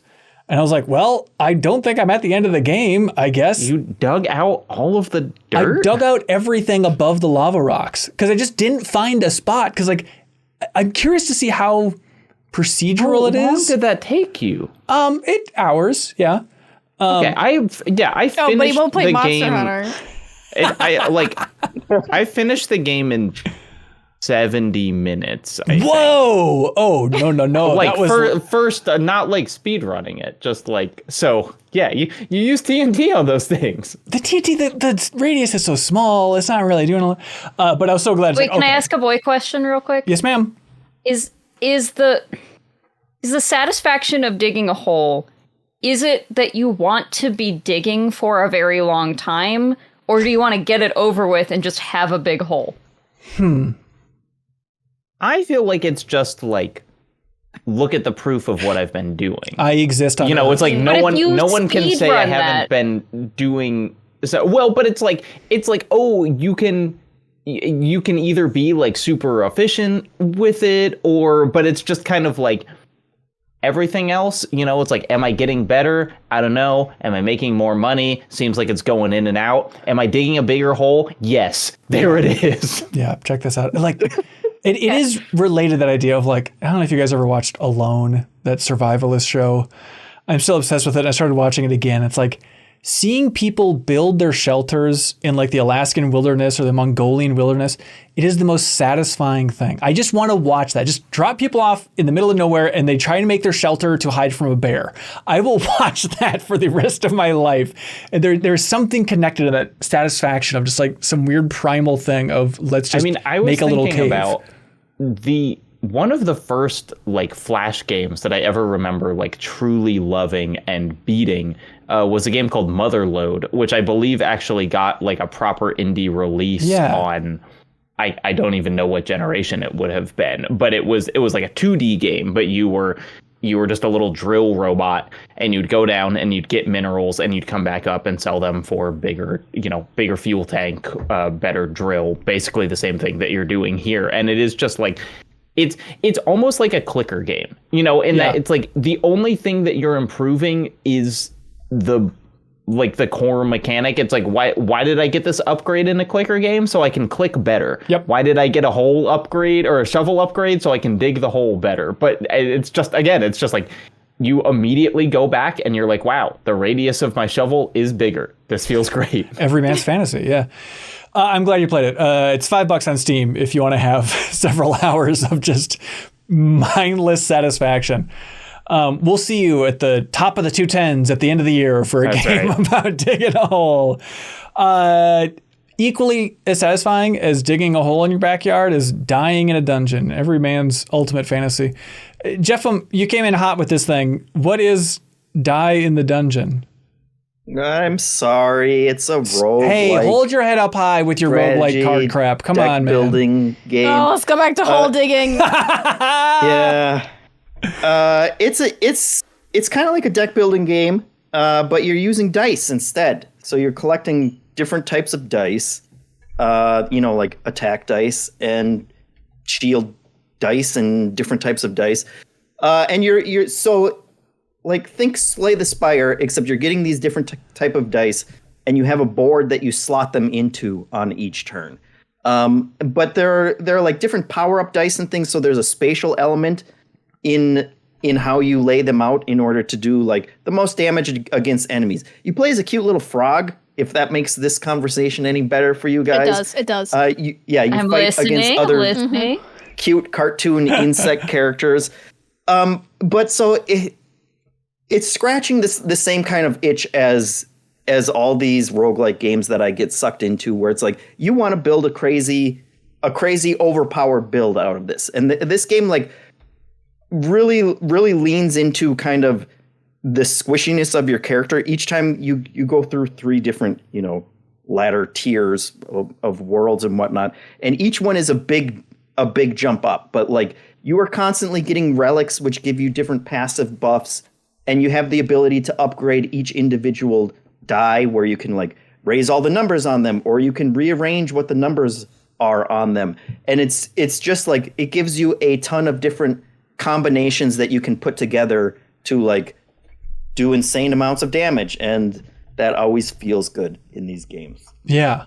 And you should check it out. I streamed the Steam demo last year, and it's now officially in early access, and it has a bunch of new content to it. And it's just, I was up until 3 a.m. last night playing it, and it was Jeff, what? We were going to talk about other games, and I was like, no, I don't want to talk about those. I just want to talk about this one. You guys should listen. I feel like for as much as all the caveats that I give, I gave out several recommendations last year, which some people listened to, and they all came back to me and said they really liked the games that I recommended. Okay. So please don't sleep on this one. It's real fun, and at least you have a cute frog that you get to play as. Hell yeah. If that's your thing. How do I remember this game's name as opposed to all the other ones that have both dungeon and dice in them? Yeah, well, yeah, because the die, and it seemed like at least when it was still a demo, it seemed like the developer confused the difference between die and dice, and thought that die was the plural when really it's the singular. But how embarrassing! It's playing the words.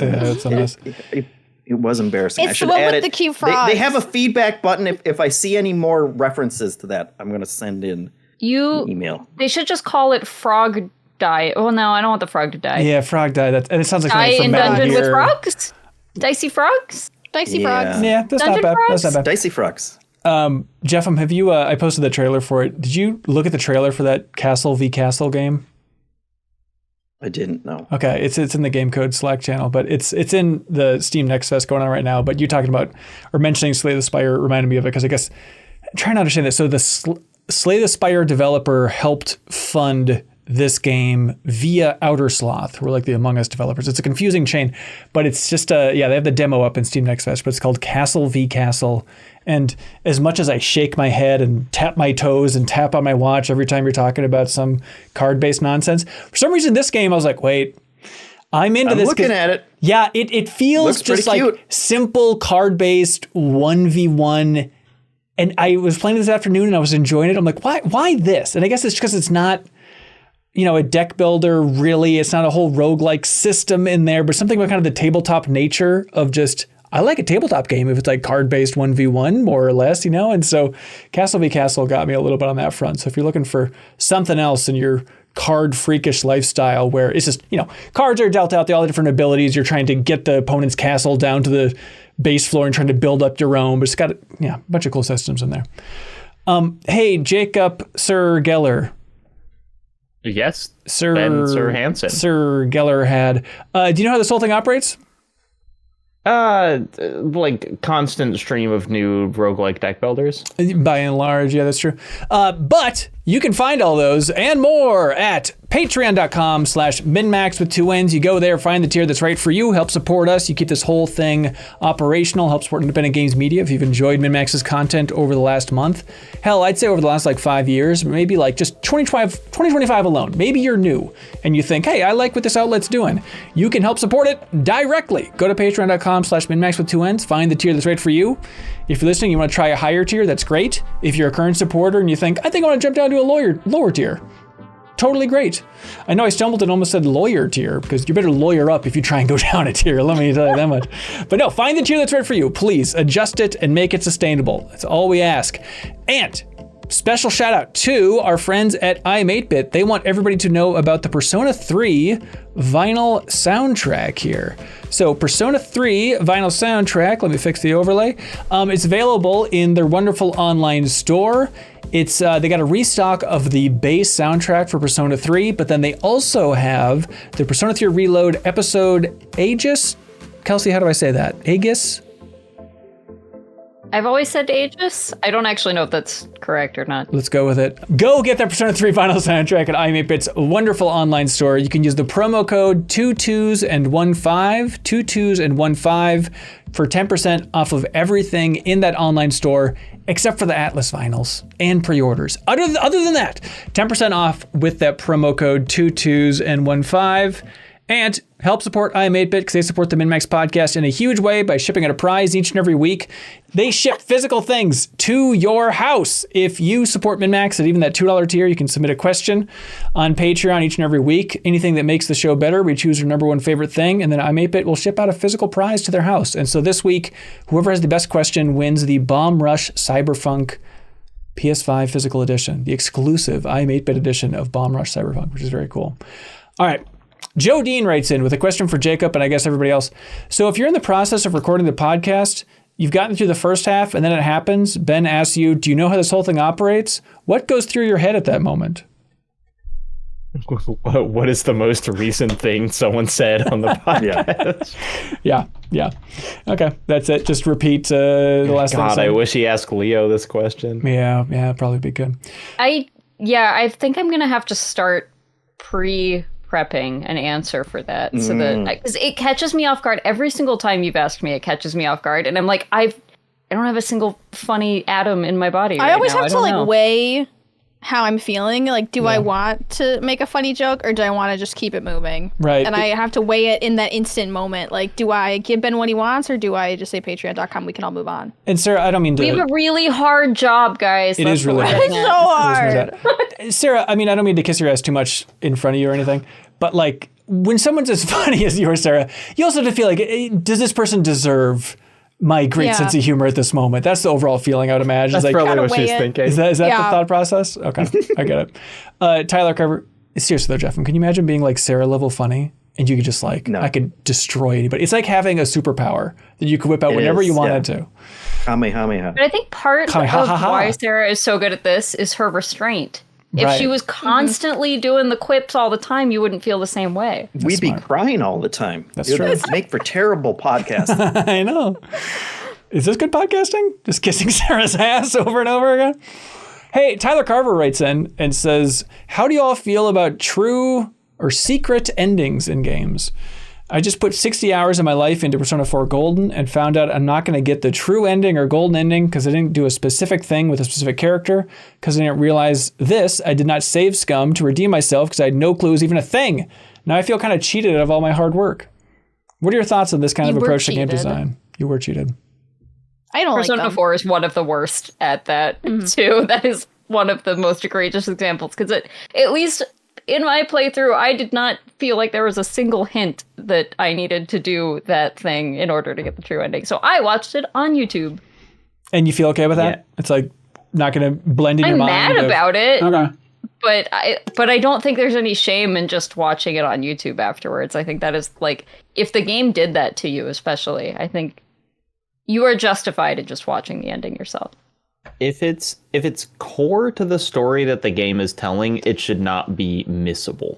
You know, it's like, I'm okay with it being like, Slitterhead had like the real. Sometimes the true ending is like a little extra cutscene, and sometimes it's like, oh, this is where the story was like going all along. And like Slitterhead had one of those like, it was going here all along endings, but you finished the game and it was like, here's what you need to do to get the, like, you know, to really finish it. And I'm kind of fine with that, but I don't want it to be a, like, I didn't know that I had to do this until it was over, and now I feel like the game is narratively unsatisfying. Yeah, I mean, without spoiling it and being as vague as possible, I still sometimes struggle with the end of 1000 Times Resist, where it's like, I think it's cool if it's like, whatever happens, happens, and you roll with it. But they don't roll credits unless it's kind of a certain configuration. And I felt like I can't stop playing this game until I see credits. And that was a weird situation. Like, all right, let me try this again. And I felt like at a certain point I was just doing different mixing and matching in the game until I got credits. I don't know if I just like lucked into the right thing the first time. Yeah, because I didn't even know that there was like a true ending of it. Oh, interesting. Yeah, it definitely felt that way to me of like, okay, it has that vibe of I need to try and do this a different way to get the quote unquote true ending. But I'd like to see how many people, because it's supposed to encourage replayability, right? Because they want you to play it again to get the good ending. But like, I wonder how many people actually do that, and most people just get upset. I immediately go to YouTube and I will always just watch the other endings because like I'm not doing that all over again. Yeah, for sure. Let's see. Yeah, the worst is I played through that Abe's Odyssey remaster that came out, probably 2016 or something like that. That is the worst. Sorry. What was your point? No, but just like the ending that we got and we're playing through it, it is just, okay, now Abe gets turned into the food. He just gets thrown in a grinder. There you go. There's your ending. And it's like, I love that game with all of its faults, but it's just that feeling of just like, God, this is the worst quote unquote bad ending I've ever seen in a game of just like, it's a 0 and your main character's murdered, the end. Play it again, idiot. It's like, okay, cool. Thanks. But I guess nothing should be uplifting in the Abe's Odyssey universe. Tanner Hoisington had an interesting question saying, my local game store openly sells modded consoles and game carts like the EverDrive that contain an entire platform's library. I'm curious what Kelsey's stance is on that as a game store owner, and if the rest of the cohorts have any experience with these aftermarket products. I'm kind of surprised they can sell it. They can't. It's illegal. They haven't been stopped yet. Who's going to actually knock on the door? Well, that is the thing. Like, if no one is willing to enforce it, then, and that applies to a lot of things, it's just, yeah, you can get away with it until you can't. But no, that is definitely illegal. That is not, you cannot do that, especially not with the ROMs already on them. Right. You could sell an EverDrive. You can't sell an EverDrive full of games. I won't ever do anything like that. It's not, it's not something I think is in any way worth it to mess with. Just as a financial, as a store, that's not really it's a bad idea. But yeah, same thing with reproduction carts, bootlegs, all that stuff. Even fan translations. None of those are legal. A lot of them are a lot more gray area than others. I don't think you're probably ever going to get in trouble for selling an Earthbound fan translation or whatever, or Mother 3 fan translation, but not something I ever mess with.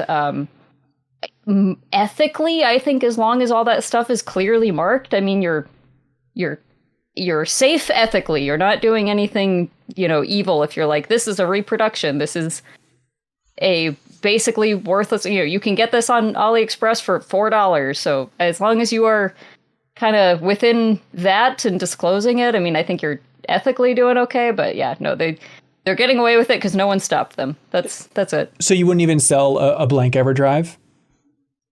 I choose not to. I don't think. Is this entrapment? Are you simultaneously calling the police? Yeah, Kelsey, would you ever?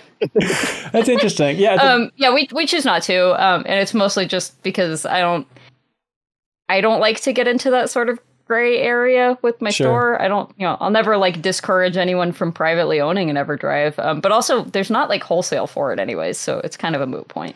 I'm amazed by just MAME cabinets being everywhere. At our community rec center, there's a MAME cabinet with just a ton of stuff on it, which is awesome. But then also, I was just up north in Minnesota here, and they had an arcade, and at the arcade they just have a MAME cabinet that you pay for, but it's not branded like a Namco thing. It's hey, put 50 cents in this, and then it's just basically booting into a big list of arcade game ROMs. It's what?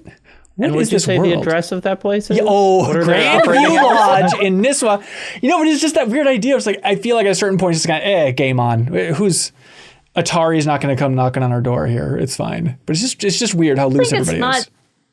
I just think it's not super cool to charge people real money for for stuff that is not, that is totally pirated. And especially when it comes to reproduction stuff. I see stores frequently selling, they'll have a Pokemon bootleg that they're selling for $30 or whatever, which is less than an authentic one goes for. But again, it is $5 on AliExpress. So even if you're clearly marking it, it's just you're just marking up a fake game. That doesn't feel ethically very cool to me. Yeah. And I remember you said it at some point, but didn't you do a test of how many Pokemon cartridges in GameStops were fake at some point? When GameStop did their first round of and it's been years since this, but when they did their first round of we're going to sell retro games again, I'm someone who was boy, there's a lot of, employees there that are not going to be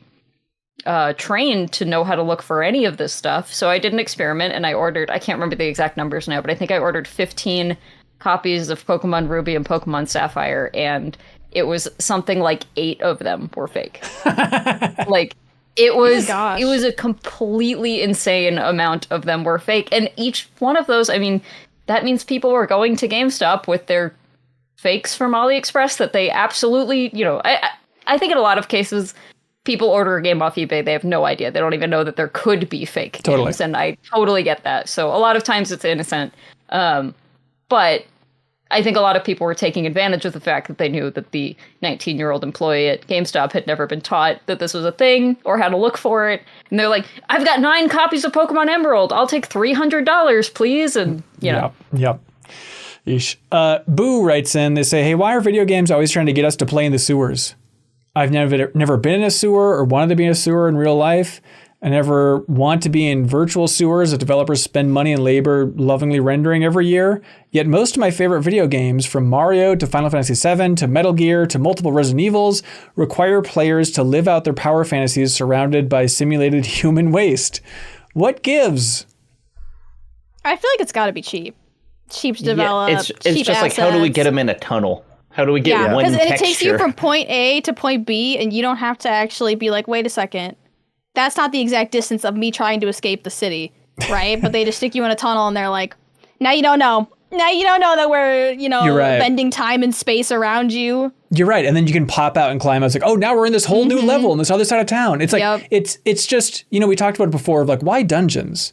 Why are dungeons so popular in games? And it's like, it does feel like if your game is not medieval fantasy, you just got sewers for the equivalent of like, you can repeat textures and whatever. It's very clear level design. Go for it. And we all love them. We all love them. No. Put us in the sewer. We beg of thee. Let us dig holes in the sewers.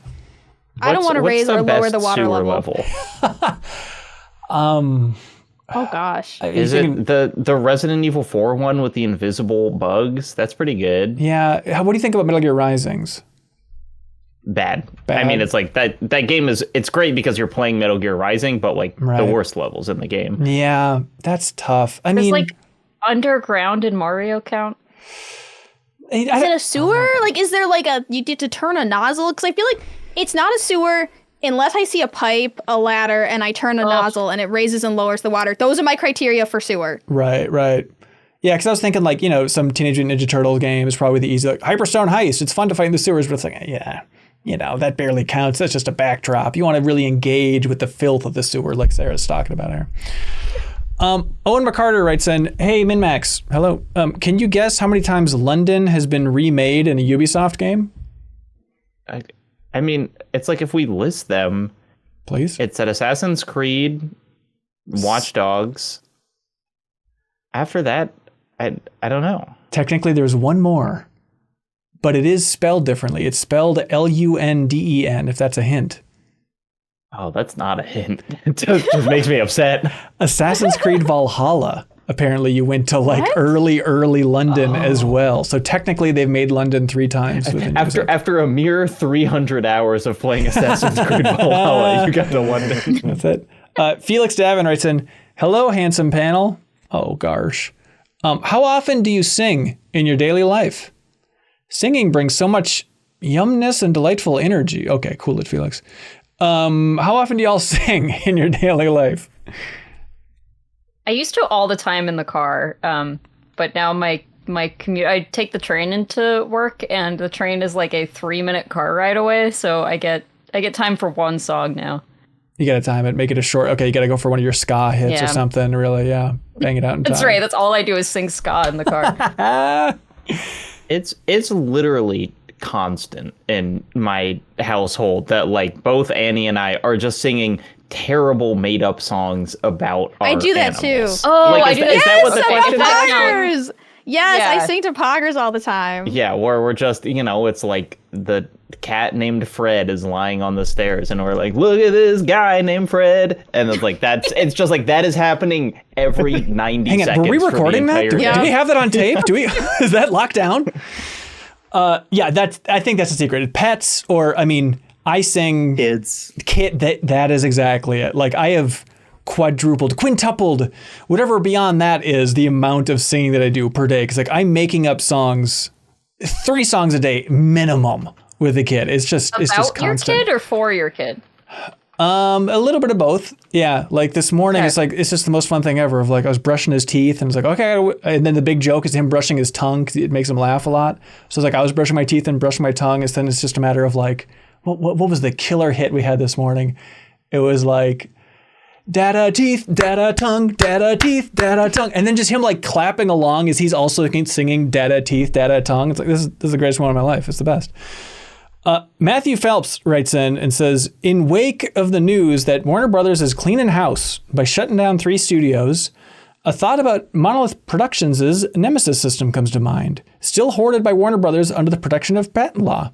Do any of you think that we'll ever see the Nemesis system appear in another game again, or will it be relegated to staying in the corporate vault at Warner Brothers Games until the patent expires or is renewed? So a little backstory. This week, Warner Brothers, there's been a lot of turmoil. A good story over on Bloomberg from Jason Schreier just a couple weeks ago, I think, talking about just the turnover there, the head of games stepping down, all these studios in disarray. Everybody's working on 1,000 different things. The report is from Bloomberg that Rocksteady is just getting started now on trying to make a new Batman game. We'll see exactly what happens with that.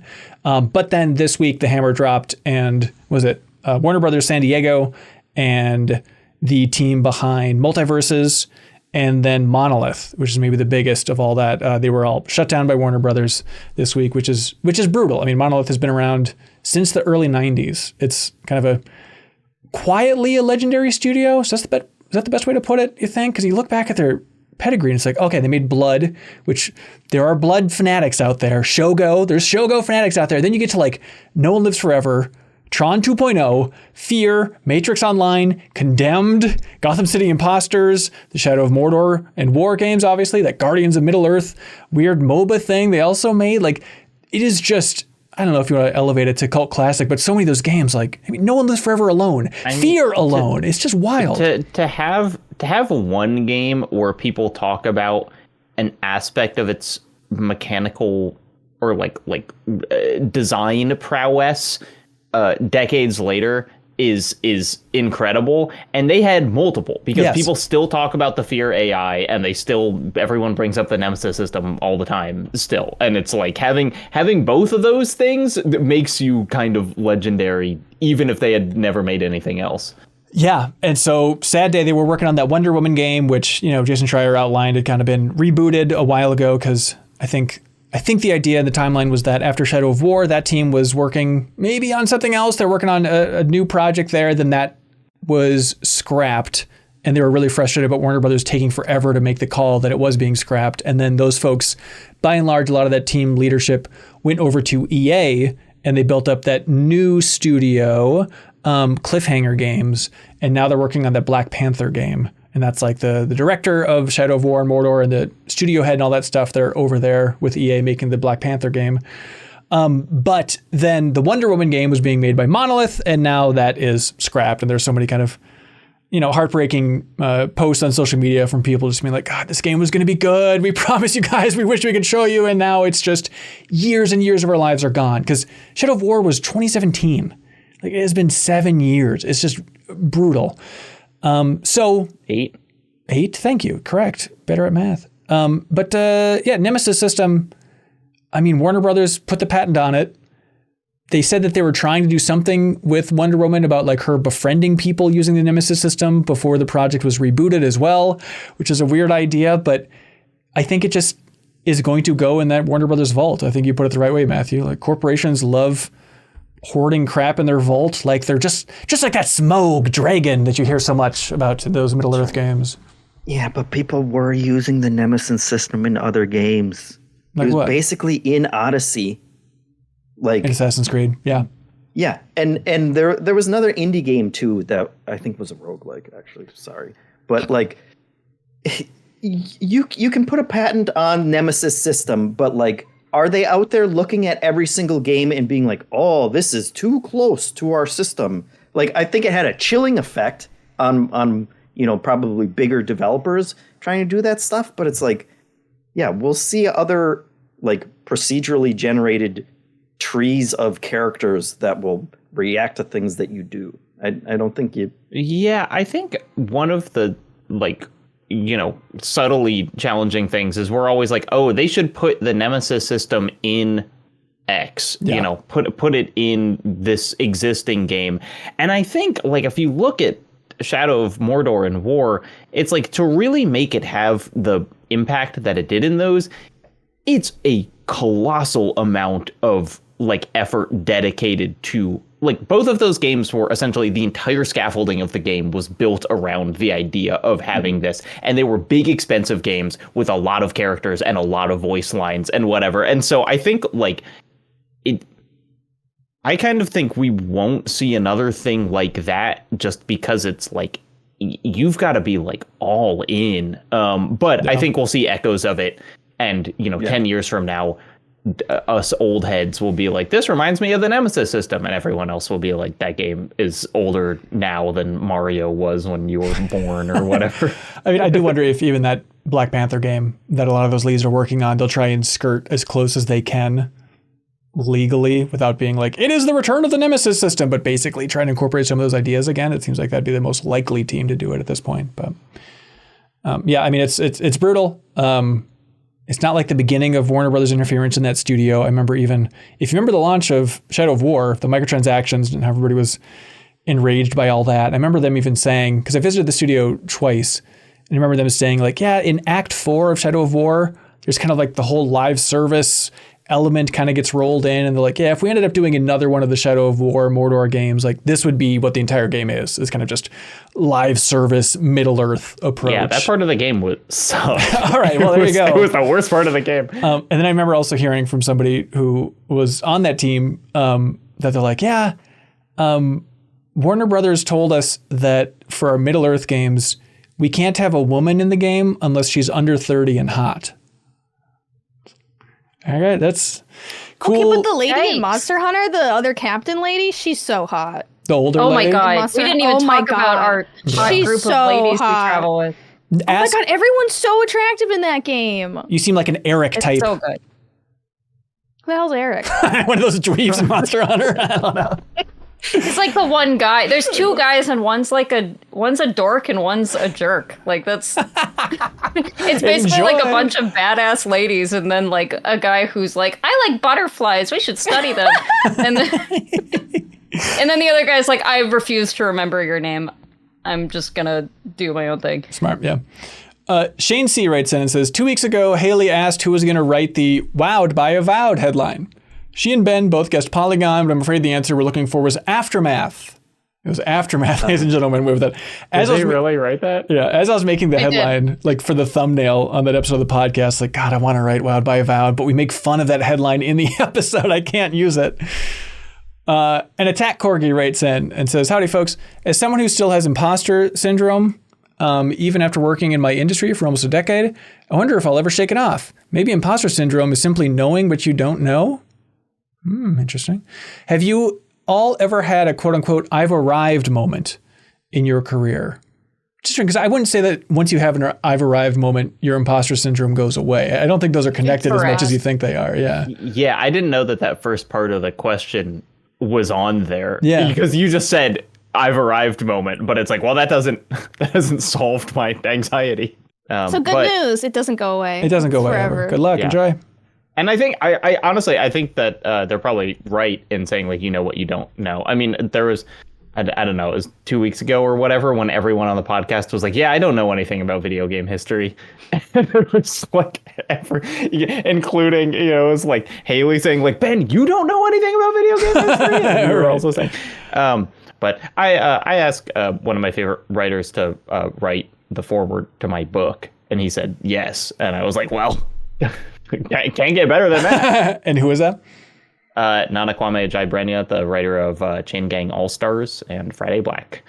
Book coming soon. I got, sorry to completely divert. You know in Beyond Two Souls, the empty script that they sent Game Informer. I know it well. It was just a stack of empty pages. I got that, but for my book today, where it just has the cover on it, and then all the pages are blank. But they're like, "This is what the paper stock is going to be." That just sounds like the nightmare exciting. You should have been having over the last couple of years. Is just that flipping through it frantically. Like, I fill it up. I feel like get it, and I'd be like, "Did I forget to write it?" Like, I thought I was working on it.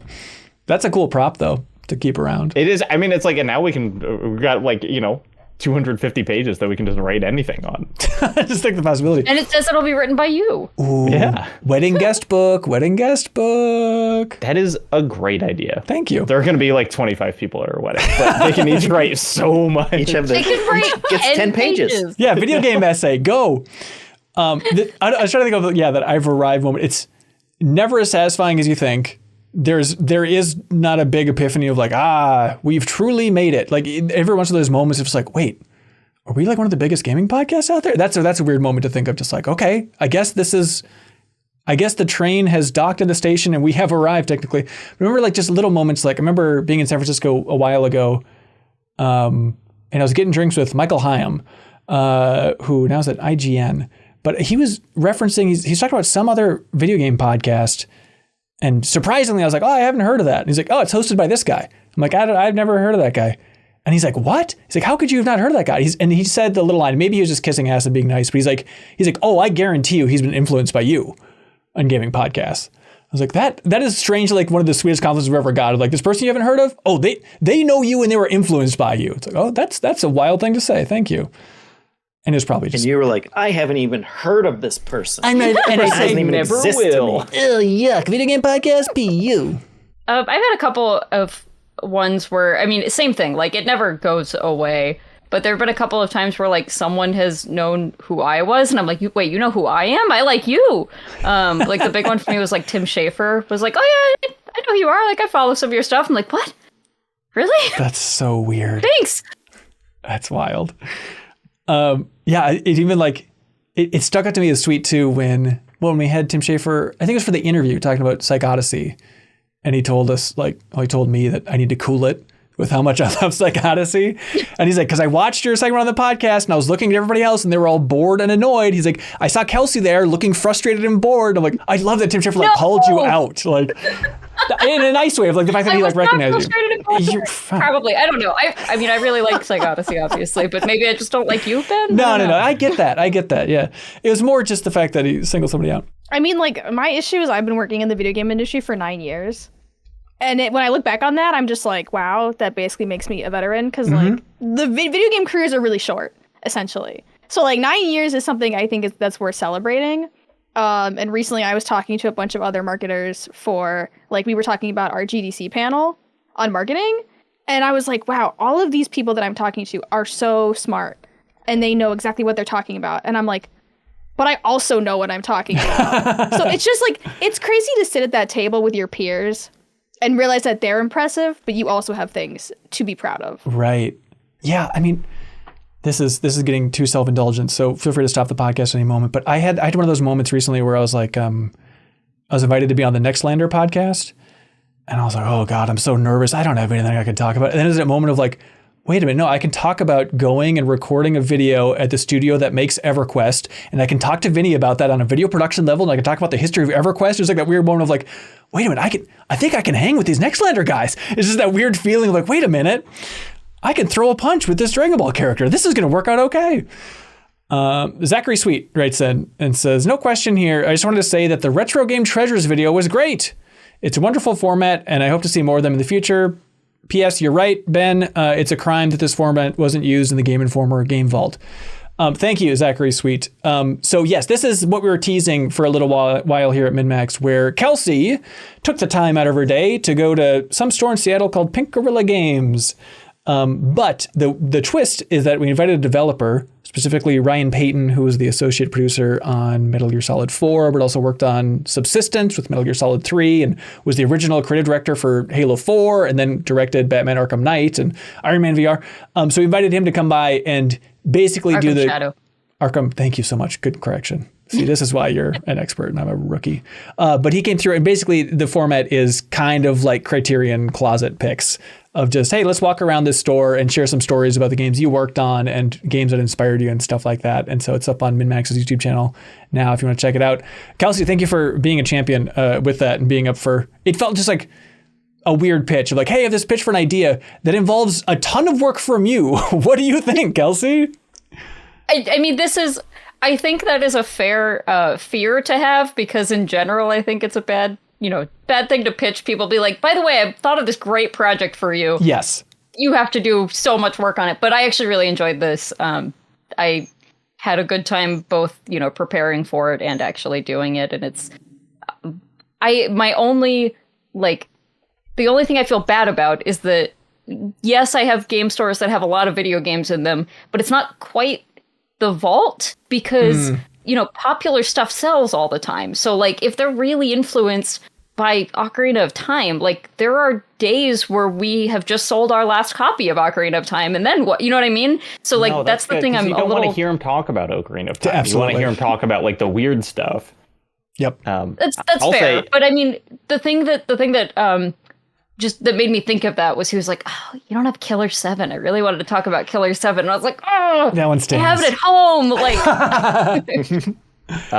as someone who's never been to a Pink Gorilla because I live on the other side of the country, nothing has made that store look cooler than watching him like walk around. So I don't think this was the intention, but it functions really well as like an ad for how cool Pink Gorilla is. Every time I felt bad about putting this on Kelsey, I did have that moment of like, yeah, but it is like promoting the hell out of our store. So I hopefully absolutely free advertising. I'll do it. All right. Blunkers writes in, last question about this, I promise. They say, my question is about the editing process for MinnMax Patreon content.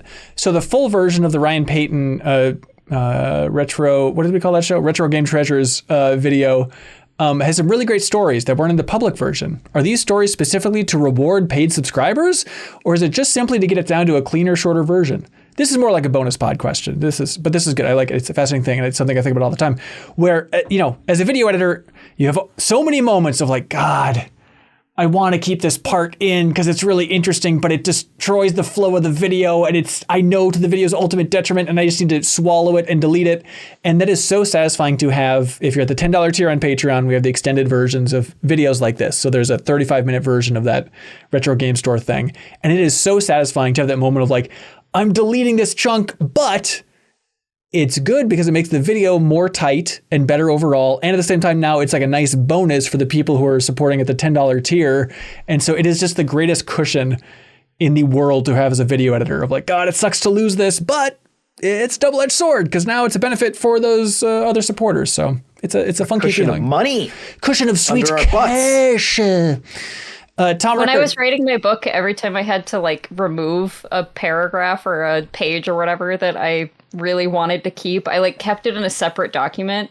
And with the idea, I'm like, well, someday I could just also show everybody all the paragraphs I just moved over to this document because they're still good. I'm not like deleting them. It felt so much better than actually hitting the delete key. Yep, it's exactly that. And then you charge people $10 to check out that document. And then that's the future, Kelsey. Yeah. Gross. Tom Rickard wrote in and says, hey, MinnMax, on last week's bonus pod, Leo and Haley mentioned Avowed should have been a deepest dive, but no one on the crew thought it would warrant that much of a discussion before release.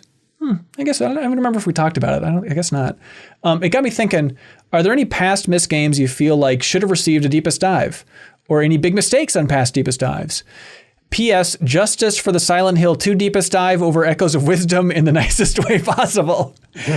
Yeah, people voted for it. I can't say if that was the right call or not. They voted for it. What are you going to do? We tried. If we knew, there are a lot of things where it's just like, man, if we knew, like, and 1,000 times resist deepest dive would have been awesome. But how could you have known what that was going to be until you played it? Yeah, and it's like, sometimes, when I ask people, what should the next deepest dive be? They choose something that's coming out like next week. And it's like, I always like deepest dive if it's something that's coming up in the future to like let folks know well in advance, weeks in advance, in the community and stuff. But then also so that we can pace ourselves. And so we know the stopping point. And so something like 1,000 Times Resist is a great example of like what you and Kelsey were probably the earliest to play it.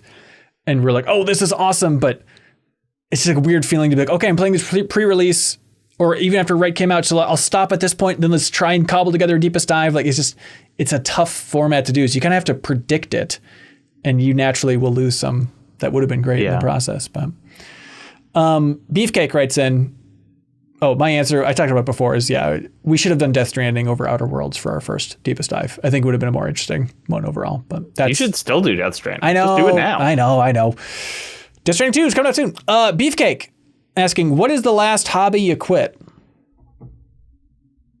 I don't consider my hobbies quit. I just simply haven't picked them up in a while. Indefinitely postponed. I never think that like I'm done with it. I just haven't done it in a while. Like what? Well, like I like to do like cross stitching, right? Like I like to cross stitch, but I probably haven't cross stitched in months. But I'm not quitting. I'm just not doing it right now. Well, you want to have a moment of like you sign your resignation for the concept of cross stitching. I feel like if you go 2 years, that hobby's quit. I've probably gone like a year or so in college and stuff, not doing it though. Okay. All right. And it's just like, I'll always go back to it. Like I don't consider my hobbies quit. Never quit. I had a big quit fairly recently where I talked about it on the podcast. Wow, how cool am I? I'm learning piano. And it was like taking regular lessons, and I was really stressed out, and I was like, I'm just gonna like not do this for like a month and see if I miss it. And I immediately just felt so much better and didn't miss it at all. And I like felt it real. I felt really bad. I felt like I had like failed my goal of like learning to enjoy playing the piano, but it was just kind of like I like kept waiting to be like, yeah, but I'm gonna want to go back and like just play around, and like I still haven't. I got bad news too. As somebody who's learned and forgotten 2 instruments, if years from now you do go back, you're going to be horrified by, oh God, I don't remember how to do it. Well, I already did that because I played piano as a kid, and then I quit. And when I was going back, I was like, well, now when I'm an adult and I know what I like, and I can enjoy this as an adult, not a kid who's being forced to do it. And in fact, I felt like exactly the same way that I felt when I was a kid, which was just like, I just feel like I'm not good enough, and it's making me upset. And so I quit. I do feel like musical instruments and stuff that you have to learn, I feel like is a lot easier to quit than like the creative stuff, right? Like knitting or crocheting. Like I feel like those are 2 separate hobbies. So yeah, I totally agree that I quit so many instruments growing up. I am like the number 1 quitter of things. Give her credit as the number 1 quitter of instruments. Mm-hmm. I quit ballet. I quit tap. I quit viola. I quit French horn. I love quitting. But it feels so bad when you've got something where you're like, every day that I'm not doing this, I'm getting worse, and it's going to be harder to go back to. Mm-hmm. Which like isn't true of cross stitching, I assume. But like it definitely was true of piano, and so I was like, and now I'm trying to take a break, and I'm just getting even worse. It's tough. Brandon H. writes in, they say, hey, I've been on a mission to play games from the past decade that I missed. I recently played God of War 2018 and Ragnarok and Valhalla. Have you heard of these games? This might be a hot take, but I thought they were great. Hell yeah. But seriously, folks, says Brandon H., what would you get most excited for with the future of Santa Monica? Option 1, Kratos goes to blank location and fights gods. Option 2, an Atreus standalone game. Option 3, the rumored remake of God of War 1 through 3, or option 4, a new IP. Could you do like an option 2.5 where it's like in the God of War universe, but not Kratos or Atreus? You're talking about Blue Point's multiplayer game that they just scrapped. Oh yeah, I guess that's what I want. Because it's like Kratos has such a good end at the end of Ragnarok, where I was like, they did it. They solved that character. And then I'm just not that excited about like an Atreus game, but like I do love the God of War vibe, and like going somewhere else, going to Egypt and fighting Set would be really neat, but I don't need it to be either of those guys.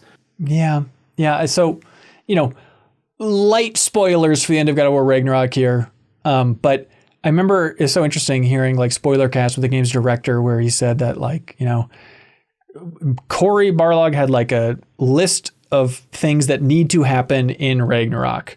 And one of them was the game needs to end with Atreus leaving the area, leaving quote unquote Scandinavia, and that entire world. And so I'm still trying to figure out what that is. Is that implying that maybe Cory Barlog's new game is going to pick up on that? Or maybe the multiplayer Blue Point game was going to pick up on Atreus going to different areas? Like what? I left Scandinavia and I walked into PlayerUnknown's battleground.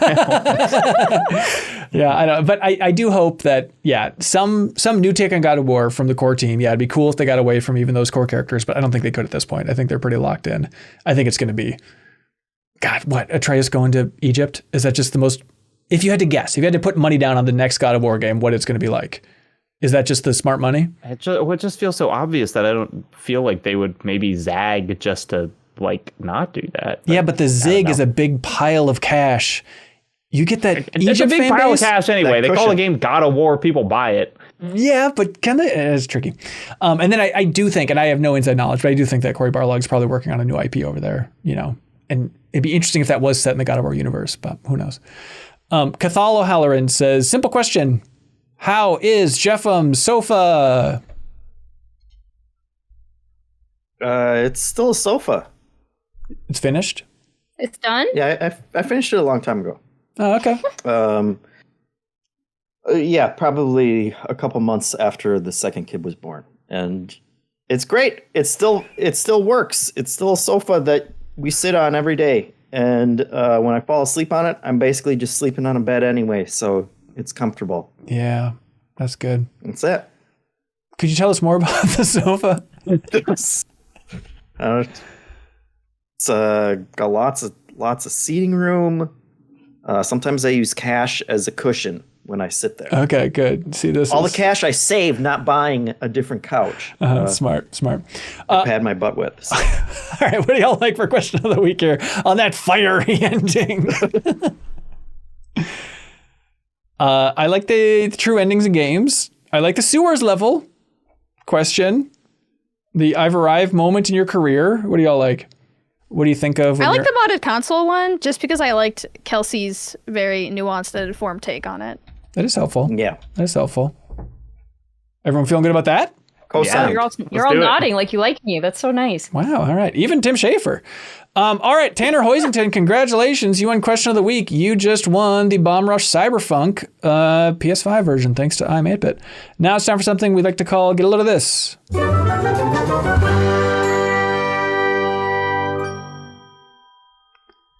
Hey, y'all. Get a load of this. Jacob, what's the deepest cut BioWare project you know of? Oh God, is it? Didn't they make like a Sonic RPG? Sonic Chronicles Dark Brotherhood, of course. That's it. That's the only one I know. It's on the list of deepest dives. I think it'd be really fun at some point. It'd be like 14 views, but I do think it'd be fun to go through it. Pretty good. I found out about one this week that I had not heard of before, which is Be Alert Bert. Apparently, Mark Dara mentioned this on his YouTube channel, former producer for Dragon Age and stuff, but he mentioned it and he's like, well, back when we were animating Be Alert Bert. It's like, what the hell is this?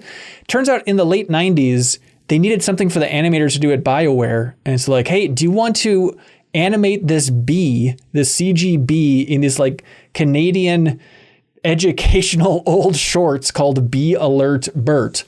So that was an early BioWare project. You can find it on YouTube, and it's fun to try and figure out, like, what is the era that would have been BioWare actually animating this stupid bee for Be Alert Bert up in Canada? But it's an iconic BioWare character. This is the second time Roly Poly Oly is going to come up on this podcast, but this looks like Roly Poly Oly. Yeah. I love Roly Poly Oly. They were heavily inspired by that. Bert was romanceable, too, so it's classic BioWare. Get a load of this. New news story out. Twitch is suing a former or a League of Legends player from Russia, but it's kind of a countersuit because apparently Twitch got sued first by him. The name that he goes by is Licrit. I guess I'm sure I'm pronouncing that wrong, but so they got sued once when the Russian-Ukraine war started. There were sanctions against this player's father because his father is an oligarch. And so because of those sanctions, they basically had to they shut down his Twitch account, and he went and he sued in Russia because of it.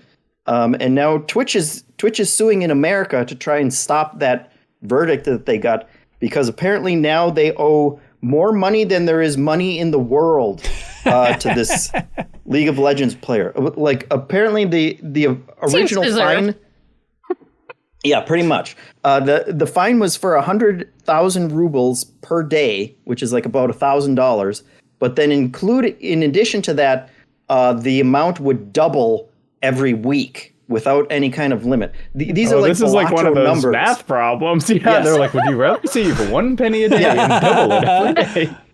Yeah, and so that has been going on since 2022, I think, and so now it's more than all the money in the world. And they said that's disproportionate because that player has earned a total of $2,000 in revenue on Twitch since his account was. So they're really hoping that they don't have to pay that. Perfect. They don't have to pay more money than there are grains of sand on every beach in the world. I'm just picturing, I don't know if any of y'all saw Anora, but just like the kid from Anora is who is in my head as this Twitch streamer.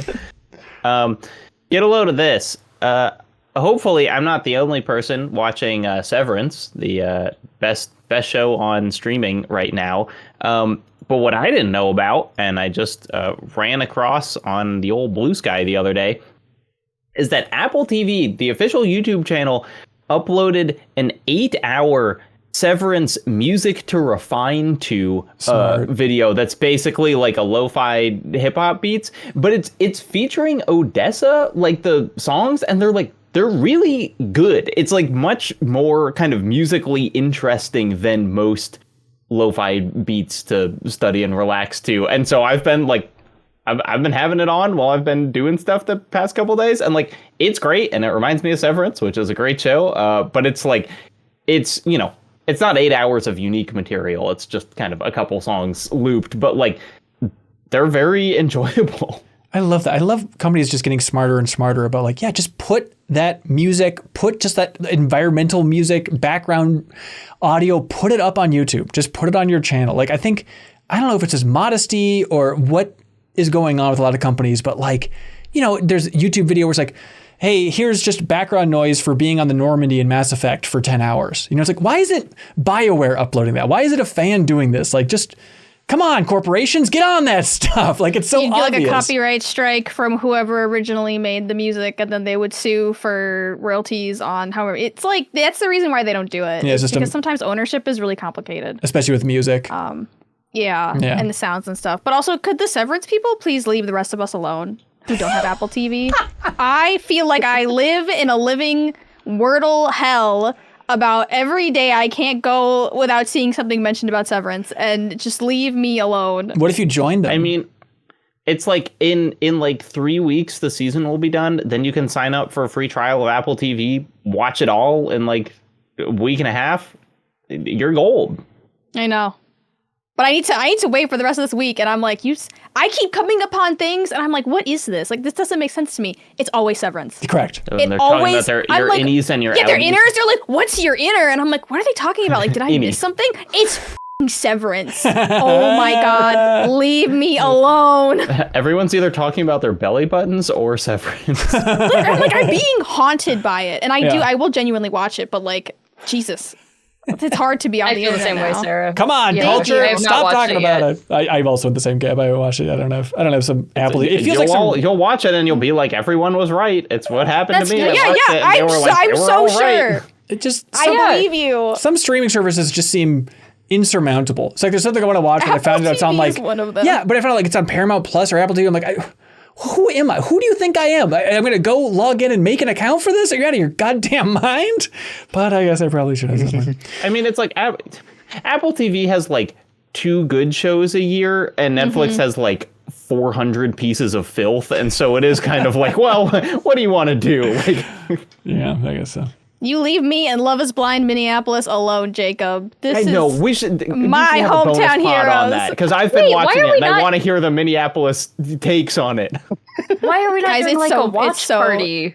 unfortunate. Is this a Max spoilers for Love is Blind Is all I have to Minneapolis? say. You guys won't watch Love is Blind with Kelsey, and you won't play Monster Hunter with Kelsey. Come on.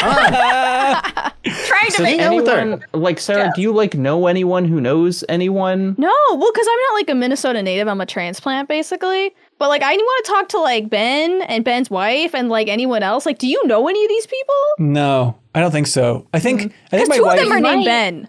Oh yeah. So did you consider that? Yeah, those are me. No, I think my wife was trying to look up to see if she had any connections to anybody on there, because it's a good kind of gossip thing. But also, I haven't seen a second of the show, but I heard that the season sucks and everybody hates Minneapolis because of it now or something. Yes, I don't know. It's basically like boring. last season was Charlotte, yeah, and it was also bad. Yeah, the Seattle one was really disappointing for me because half of them were from Portland. I'm like, that's a different city. Yeah. What are you doing? Not tough. You want Portland one? Yeah.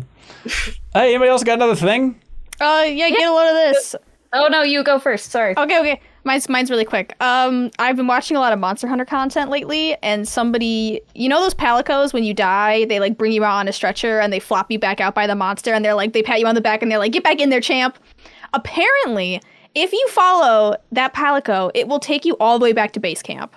That little cat runs from your location all the way back to base camp with his little weeaboo hat on, and I just think that's so cool that they don't just like blip it out or like it'll go in a hole or something. I don't know. Love it. Anyways, that's mine. Get a load of this. I occasionally listen to episodes of the podcast Acquired, which is just like histories of. I love Acquired. Companies. Yes. Yeah, I just learned that the founders of Rolex, Hermes, and Louis Vuitton, all orphans. So like 3 of the biggest luxury brands in the world all started by orphans. That seems like a very strange coincidence. What does that tell you? Probably just that a lot of people died in the 1800s, but still. Wait, can I get a statistic on how many people were actually orphans? Yeah. 1 out of 3 people. No, Acquired is so good. It's super fun. Hey, there's a Discord channel called Get a Load of This where people share good and interesting links all day, every day. It's the greatest news feed you could ever hope for on the internet in a very lovely place, a very lovely corner of the internet in MinnMax's Discord you get access to at the $2 tier on Patreon. But Jot shared this, and I'm not the most proud of this, but if I'm being honest, my heart fluttered with anticipation. They announced that they're making a new video game, a 2D action RPG based on Samurai Pizza Cats, which is one of those cartoon shows I loved as a kid. And it's like one of those, like, no one else obviously remembers Samurai Pizza Cats at this point. Maybe some meme on YTM&D brought it up a while ago, but I think that's about it. But no, we are now to the point of nostalgia where Samurai Pizza Cats are back. Do you remember this, Jeffem? Did you watch it? No. God damn it, man. It was very fun. Dredging up all of the most random stuff. They're like, we still have childhood left to milk out of these people. I hear you, but at the same time, this game does look cool. Like, check it, because it's all in this style, and they're making it look, and I love that it's just an action RPG, but they're making it look like it is a show from the early 90s.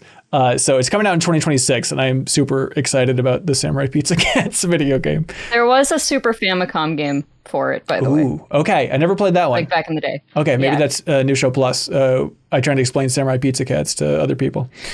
That is it for this episode of the MinnMax Show. Thank you so much, everybody, for watching, listening, sharing, all that fun stuff. We have Retro Game Treasures, which is, the way we described it is kind of a test pilot. We kind of wanted to gauge reaction for this video where it's Ryan Payton / other developers in the future, perhaps going through Pink Gorilla, talking with Kelsey, sharing fun stories, because it was fun to put together. But at the same time, the downside of MinnMax is there's a lot of things that's fun to put together, but then if we get on too many treadmills at once, things cease to operate and people get stressed and burned out. And so we're kind of waiting to see how this episode does. And people love it, Kelsey.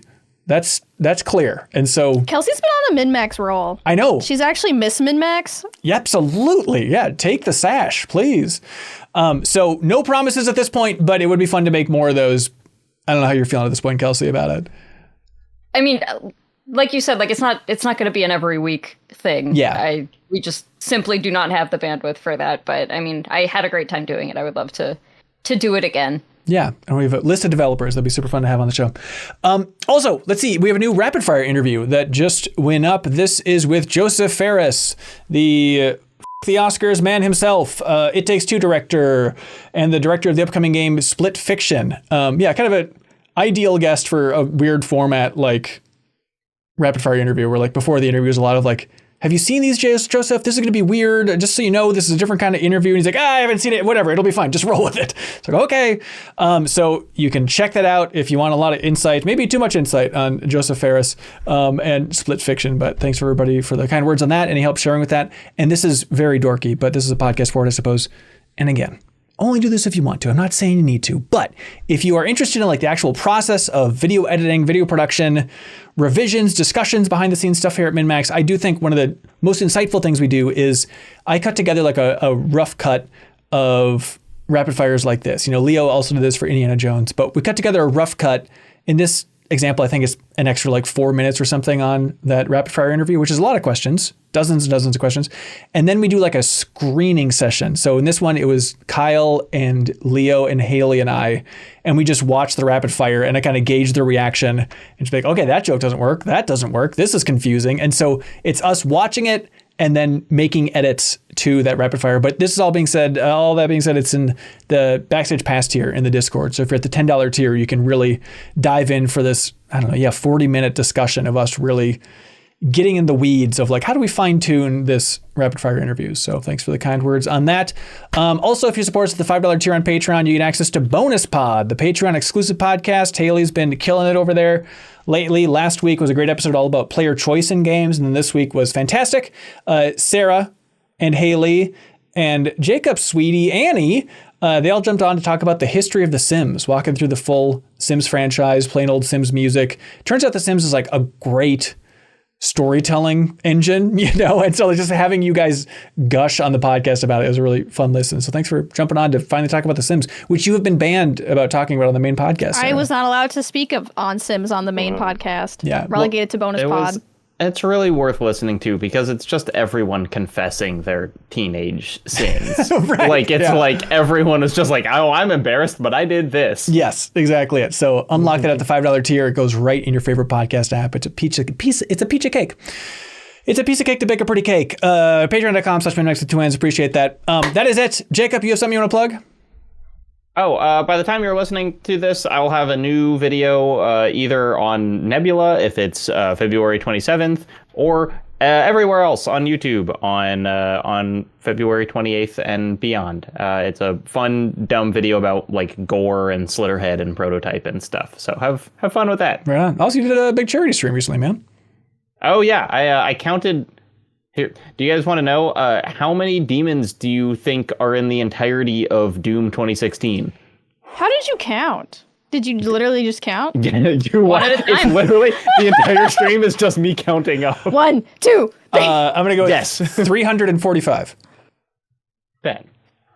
I haven't played that crap. I don't know. I tuned in at like the 1200. Yeah. You haven't played that crap? Doom 2016? I'm just rallying you up. 1,962. Wow. Is how many demons there are in that game. Close to 2016 to 2016 that they should have just made it 2016. If only they knew. I mean, it's like missed opportunity. And I did not 100% it, so there were some like rune trials that I missed. So maybe if you did all of those, then you would have hit it. The charity's still open. Also, the VOD is on my YouTube channel, and it's for Races, which is a Texas-based immigration law and education charity.